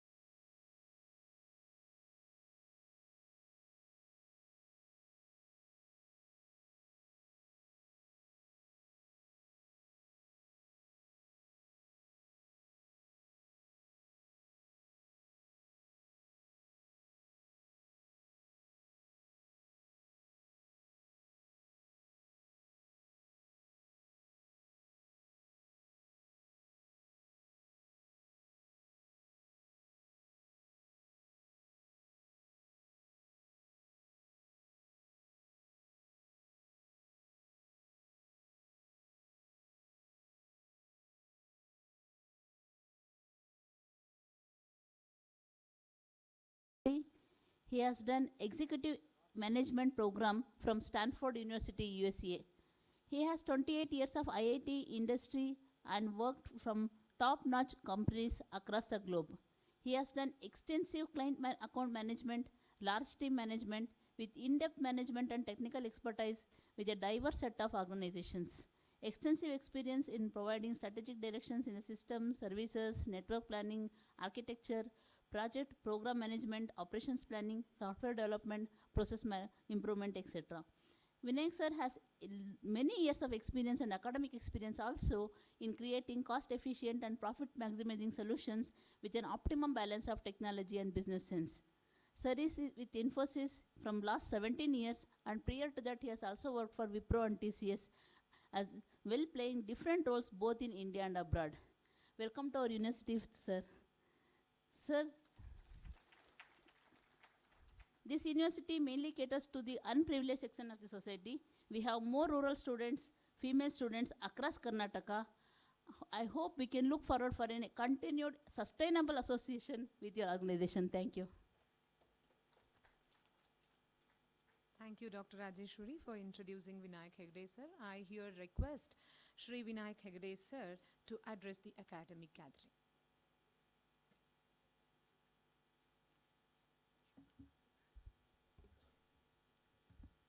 So, ಎಲ್ಲರಿಗೂ ನಮಸ್ಕಾರ. So, dignitaries on the dais, respected and admired Professor Dr. K.S. Rangappa, esteemed Professor Mr. Subhash, and Vice Chancellor, the current Vice Chancellor, dynamic Vice Chancellor of KSU, Professor Alse, Professor Murthy, Professor Lakshmi, and organizing committee, Professor Savita. So it gives me a great opportunity for me today to come here and be part of this 2 days conference. When Dr. Savita called me and said there is a 2 days conference and you have to be part of that, and I was not really sure whether I need to come and attend it because I'm not a subject matter expert on sustainable development and management practice. But then I asked her who all the other dignitaries coming. Then she said all the vice chancellors, professors, and all of that. Then actually second time when they called me, I agreed because I believe in Guru Brahma, Guru Vishnu, Guru Deva Maheshwara. So all the established and very noted professors and vice chancellors are there here today, and I think it's a great program and great event for all of us to witness. And I thought it's a good occasion for me to share the dais with all the dignitaries and also be part of this and then learn some of these things as well. I think Professor Subhas, talked about it in a very detailed way, sustainable development and all of that. In fact, Savita madam also had talked to me other days that you also need to speak on sustainable development. I was thinking that I can talk about sustainable development in a brief way, but now after hearing Professor Rangappa and Professor Subhash, now I am really scared to talk about sustainable development. It should not become like Sachin Tendulkar going and hitting 100 century, and then Professor Rangappa like MS Dhoni doing great batting, and then somebody like Venkatesh Prasad going out of the core competency of bowling, going and showing the batting skills.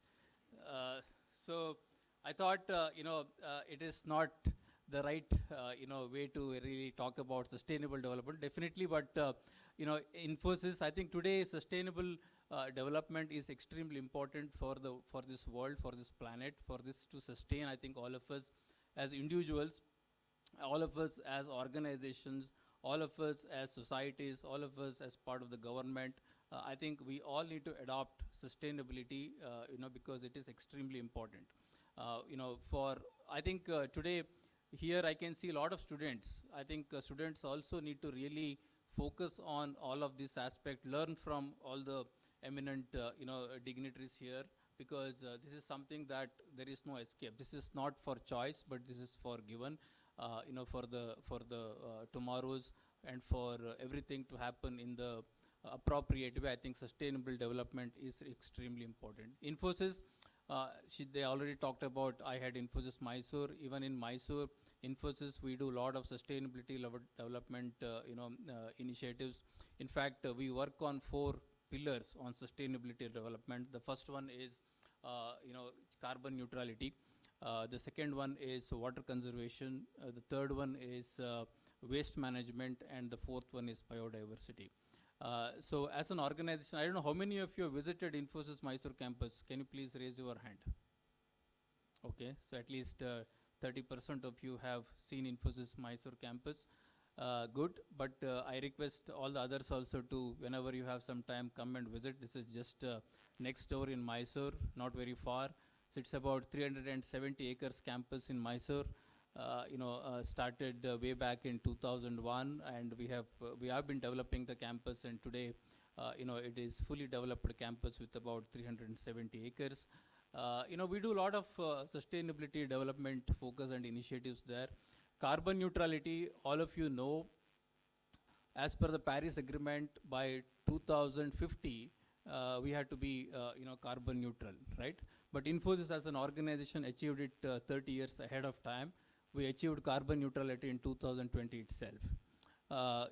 So that shows an organization like Infosys, to the scale that we operate, if we can do it, I think many other organizations, many other companies and societies and individuals also can focus on this one. We have in fact limited the carbon emission, and today all the energy conservation in the campus we have limited. In 2008 we had baselined it, and in 2020 the energy conservation actually went down by about 54%. And today we have all the PV installation in the campus. It's all solar energy. 94% of our total energy consumption is through PV installations, through solar energy in the campus. So I think today all of us as individuals also can really focus on energy conservation, and I think that really benefit. To some extent, I think government has done it. Now with 200 units above, if you consume, I think you will have to pay the full amount for the electricity bill that every month, otherwise it is free. So I think that way everybody is like putting off the fan and putting off the lights unwanted. So that way I think to some extent it is getting achieved. But I think even if it is free or not free, I think all of us need to be very sensitive about not really consuming more of energy when it is not required. Even on waste management, as a company, we have done very well. We have the I think Professor Subhash talked about food waste and all of that. In this campus in Mysore, if you come and see, we have biogas plants. There is about 2,000 kg per day waste is getting biogenerated, and then we have the biogas plant where it is getting for firepower and all of that. So we have all the sophisticated biogas plants. We have everything really installed, which can become a showcase for a lot of other companies to come and see. In fact, a lot of our clients and a lot of our other companies will come and see Infosys campus on how they have done it on each of these waste management, even our water per capita, we have reduced by about 68% in the last 7-8 years, the water consumption. So we have developed some 10 water conservative ponds in the campus. So there are 10 ponds, and we have water all the wastewater and all the rainwater. Actually, we are wastewater we are recycling, rainwater we are conserving. So I think that way there's a lot of focus on sustainability development, so that it really benefit the society in large. So biodiversity as well, 370 acres I talked about. 50% of that is all green cover. We have about 180,000, that is 180,000 trees in the campus. So it's totally green that way. And we have 170 different varieties of birds in the campus. So that's the biodiversity that I'm talking about. I think as an organization, if you can achieve that, so we make about 20 billion annual revenue in the company. Is such a large company. If we can do all of this, I'm sure many of us as individuals, many of us as societies and communities can also focus on sustainability development. I'm sure all of you will do that, and I can see a lot of students here. I think with students, I think that mindset has to change. I think we need to learn from all the eminent speakers who spoke, and I think on these things are extremely important, because foundation is very important for all of us. I think if we have the right foundation, I think we can really develop anything, whatever is required. In fact, last year May, I can give you one incident, or a small story. Last year in May, I was in New York having a client meeting in New York downtown. Then we went to a nearby coffee shop with 3-4 colleagues from my team, and then I asked one person sitting in the coffee shop. It was a glass building. Then I asked, showing that tall building of 80 floors building, then I asked that person from my team, so what do you see in that building? One person said, it's all glass building. Other person said it is looking very neat. The third person said it is much taller than the next building, which is only 40 floors. But if I ask the same question to you all as students here, so what is that you see in 80-floor building? 80-floor building is 80-floor building because of the strong foundation it has, right? So if the foundation is strong, you can build 80 floors, you can build 120 floors as well. But the next building is only 40 floors because foundation is not so strong.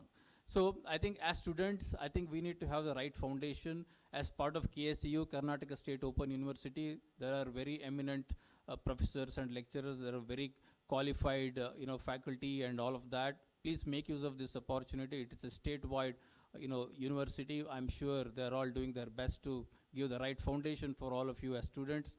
I think it's a great program like this, Professor Savita and team are doing. So thank you very much for this program. So build that foundation for all the students, the message from my side, and make sure that you go in the right direction to make your career out of it. So thank you very much for, for this opportunity, and wish you all the very best. Thank you.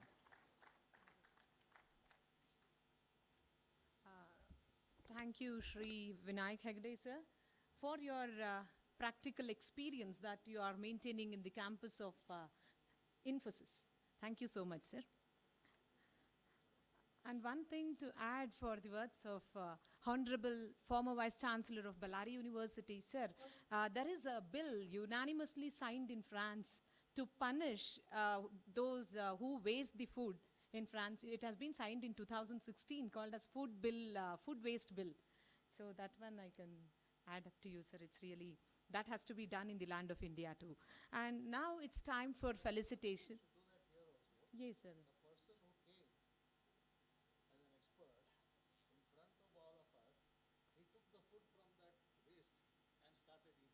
Okay.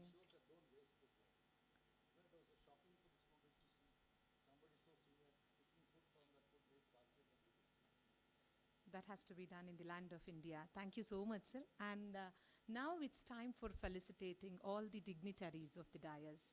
Now I request the organizing secretary to felicitate the dignitaries.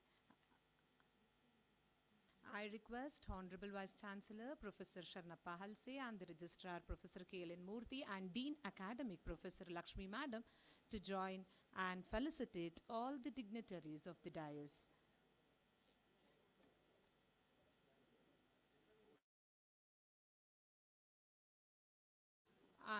The token of honor from the Department of Management and Karnataka State Open University.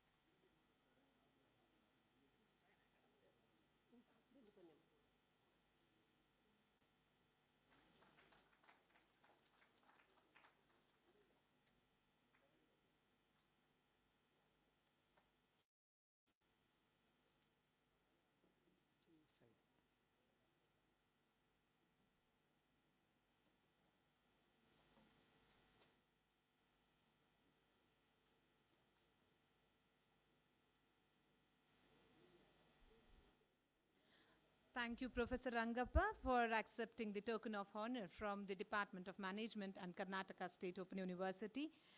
I request Professor Subhash M.S., former Vice Chancellor, Sri Krishnadevaraya University, Ballari, to accept the token of honor.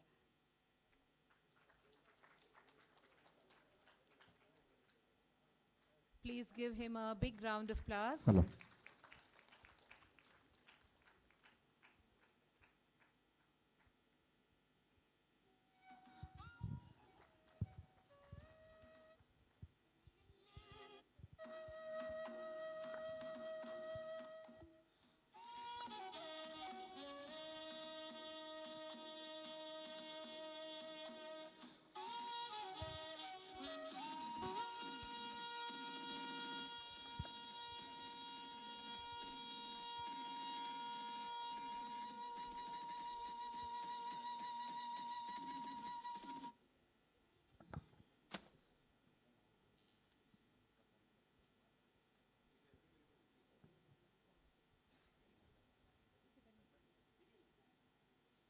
I request Vinayak Hegde sir to accept the token of honor from Karnataka State Open University and Department of Studies and Research and Management.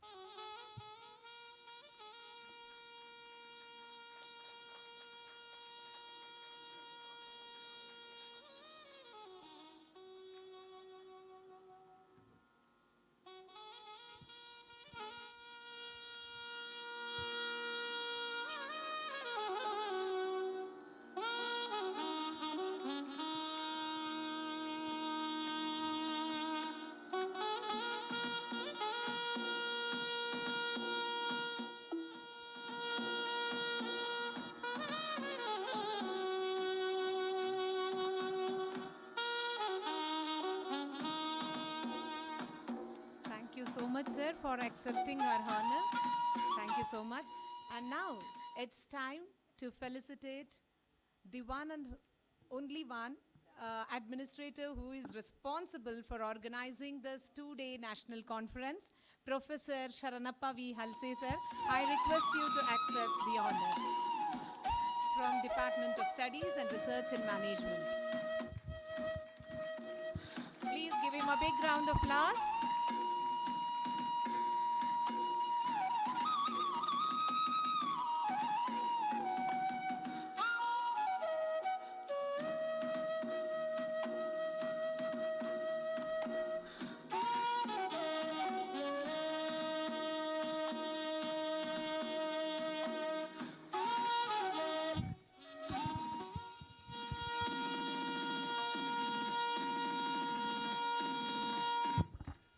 Thank you so much, sir, for accepting the honor.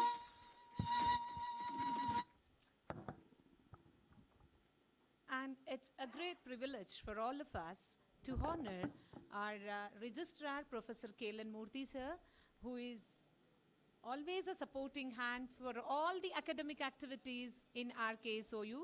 I request you to accept the honor, sir.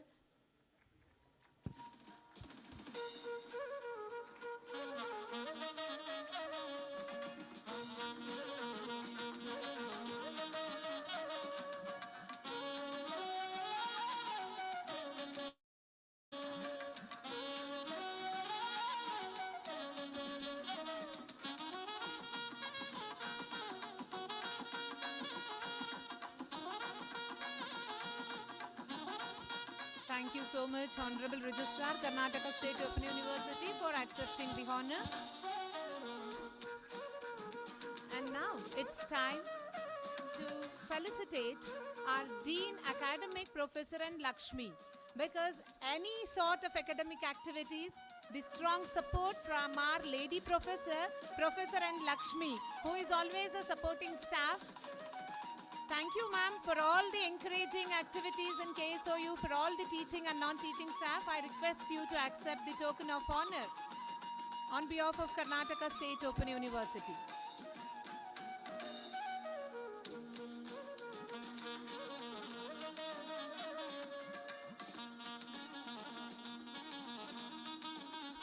Thank you, Professor and Lakshmi, for accepting our honor. And now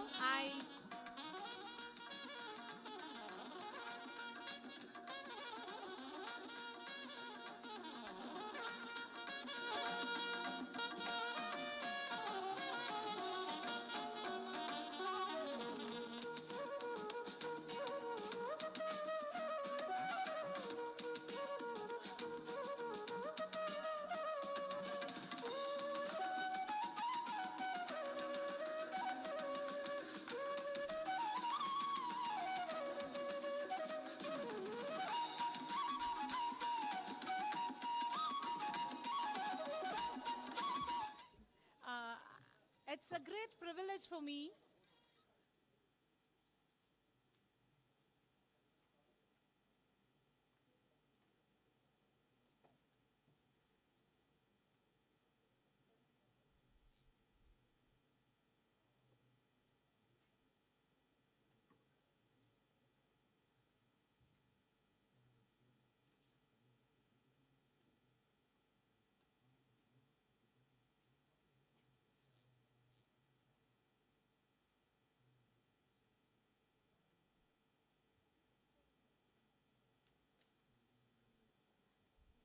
It's a great privilege for me to thank all the dignitaries who accepted the token of honor.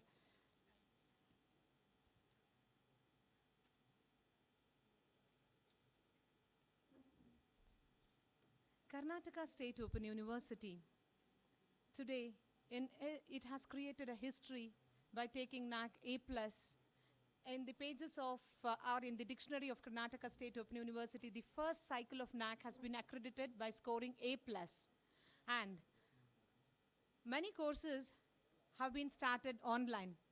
The entire credit, always a supporting hand for all the activities, academic activities in the land of KSOU, it is because of the complete support provided by our Honorable Vice Chancellor, Professor Sharanappa V. Halse.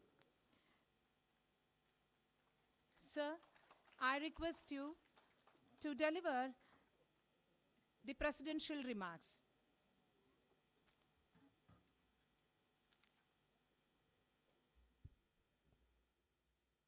Good afternoon to all. Karnataka State Open University, Department of Studies and Research of Management organized 2 days National Conference on Sustainable Development and Innovative Management Practice. Today's inaugurator, Professor K.S. Rangappaji, former Vice Chancellor of Karnataka State Open University as well as Mysore University, and my friend, keynote speaker, Professor M.S. Subhas, former Vice Chancellor, Vijayanagara Krishnadevaraya University, Ballari, and chief guest of the today's program, Vinayaka Hegde, Head, Infosys Development Center. My registrar, Professor K.L.N. Murthy, and Dean of the Academic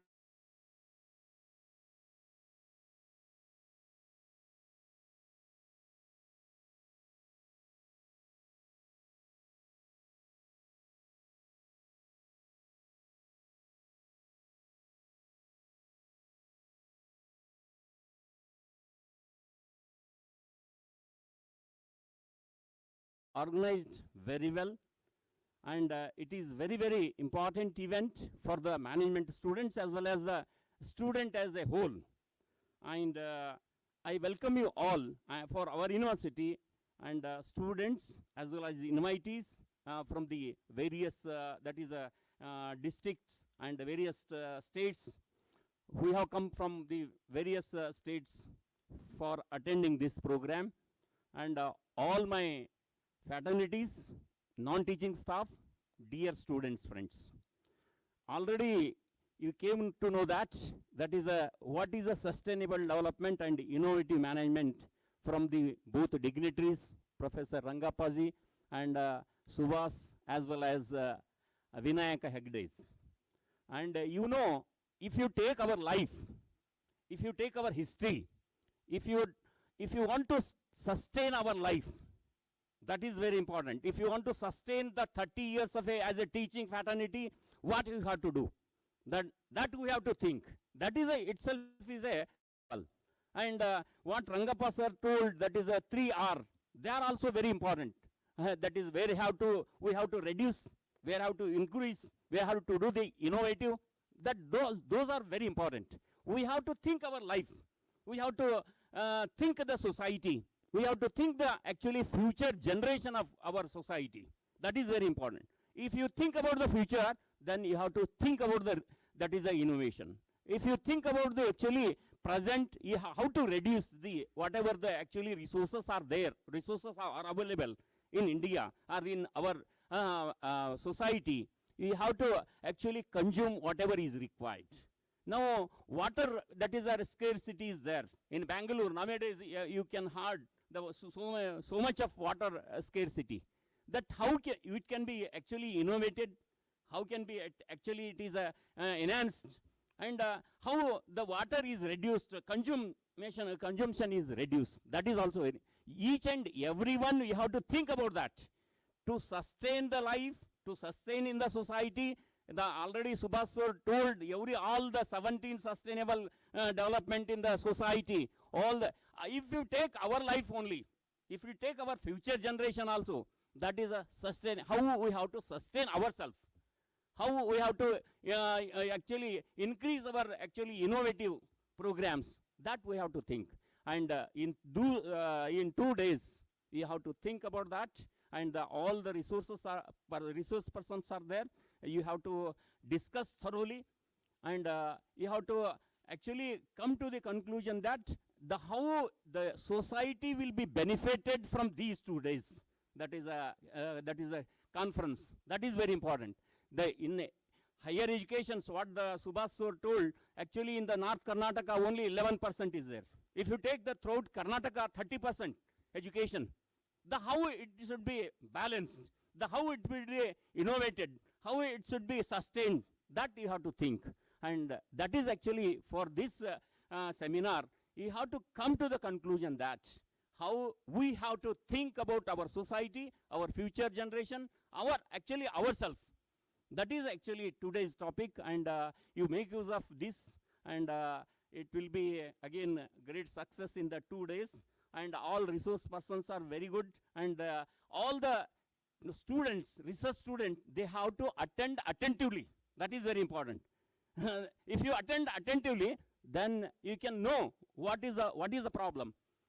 Then that conclusion will come.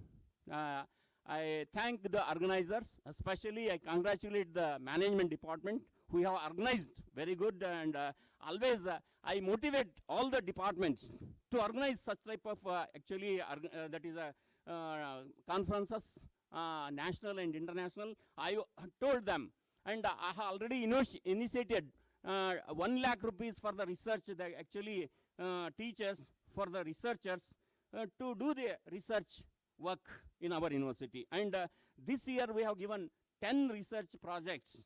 For each teachers, we have given 1 lakh rupees. Especially in our university, I wanted to motivate all the teachers in the research field.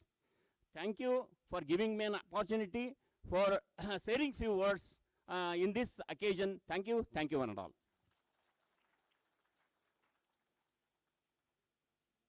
Thank you, Honorable Vice Chancellor, for your presidential remarks. Now it's time to thank one and all. I request Dr. Mahesha V to deliver vote of thanks.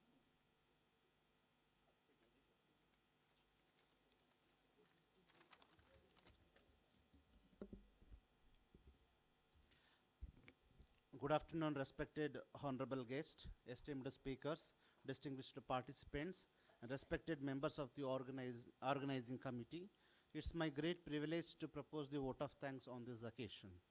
As we bring the curtains down on this enlightening two-day national conference on sustainable development and innovative management practices organized by the Department of Studies and Research in Management, we extend our heartfelt gratitude to all who have made this event resounding success.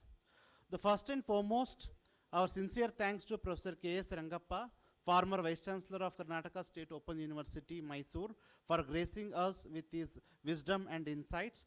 Your presence has added immense value to our conference, sir. A special note of appreciation to Mr. Vinayak Hegde, Head of Infosys Development Center, Mysore, for sharing his expertise and contributing to the richness of our discussions. Your perspective have truly broadened our horizons. We extend our deepest gratitude to Professor M.S. Subhas, former Vice Chancellor of Vijayanagara Sri Krishnadevaraya University, Ballari, for being the distinguished keynote speaker. Your profound insights have set the tone for meaningful dialogues on sustainable development, sir. Our sincere thanks to Professor Sharanappa V. Halse, the Honorable Vice Chancellor of KSOU, for presiding over the inauguration and gracing us with his esteemed presence. Your leadership is an inspiration to all of us, sir.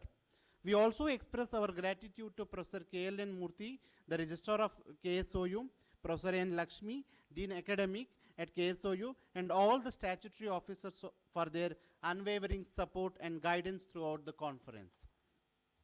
A special word of thanks to Dr. Savita P., Organizing Secretary and Chairperson of the Department in Management, and entire organizing team for their tireless effort in putting together a seamless and enriching event.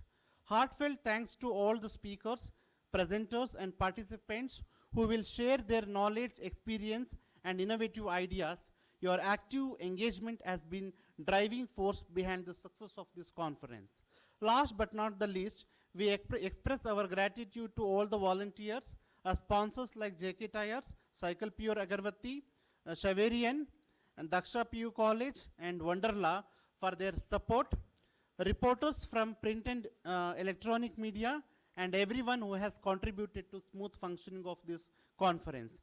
This conference as a journey of discovery, collaboration, and enlightenment, and we thank each one of you for being an integral part of it. We look forward to continue engagement and collective efforts towards sustainable development and innovative management practices. Thank you all for this opportunity.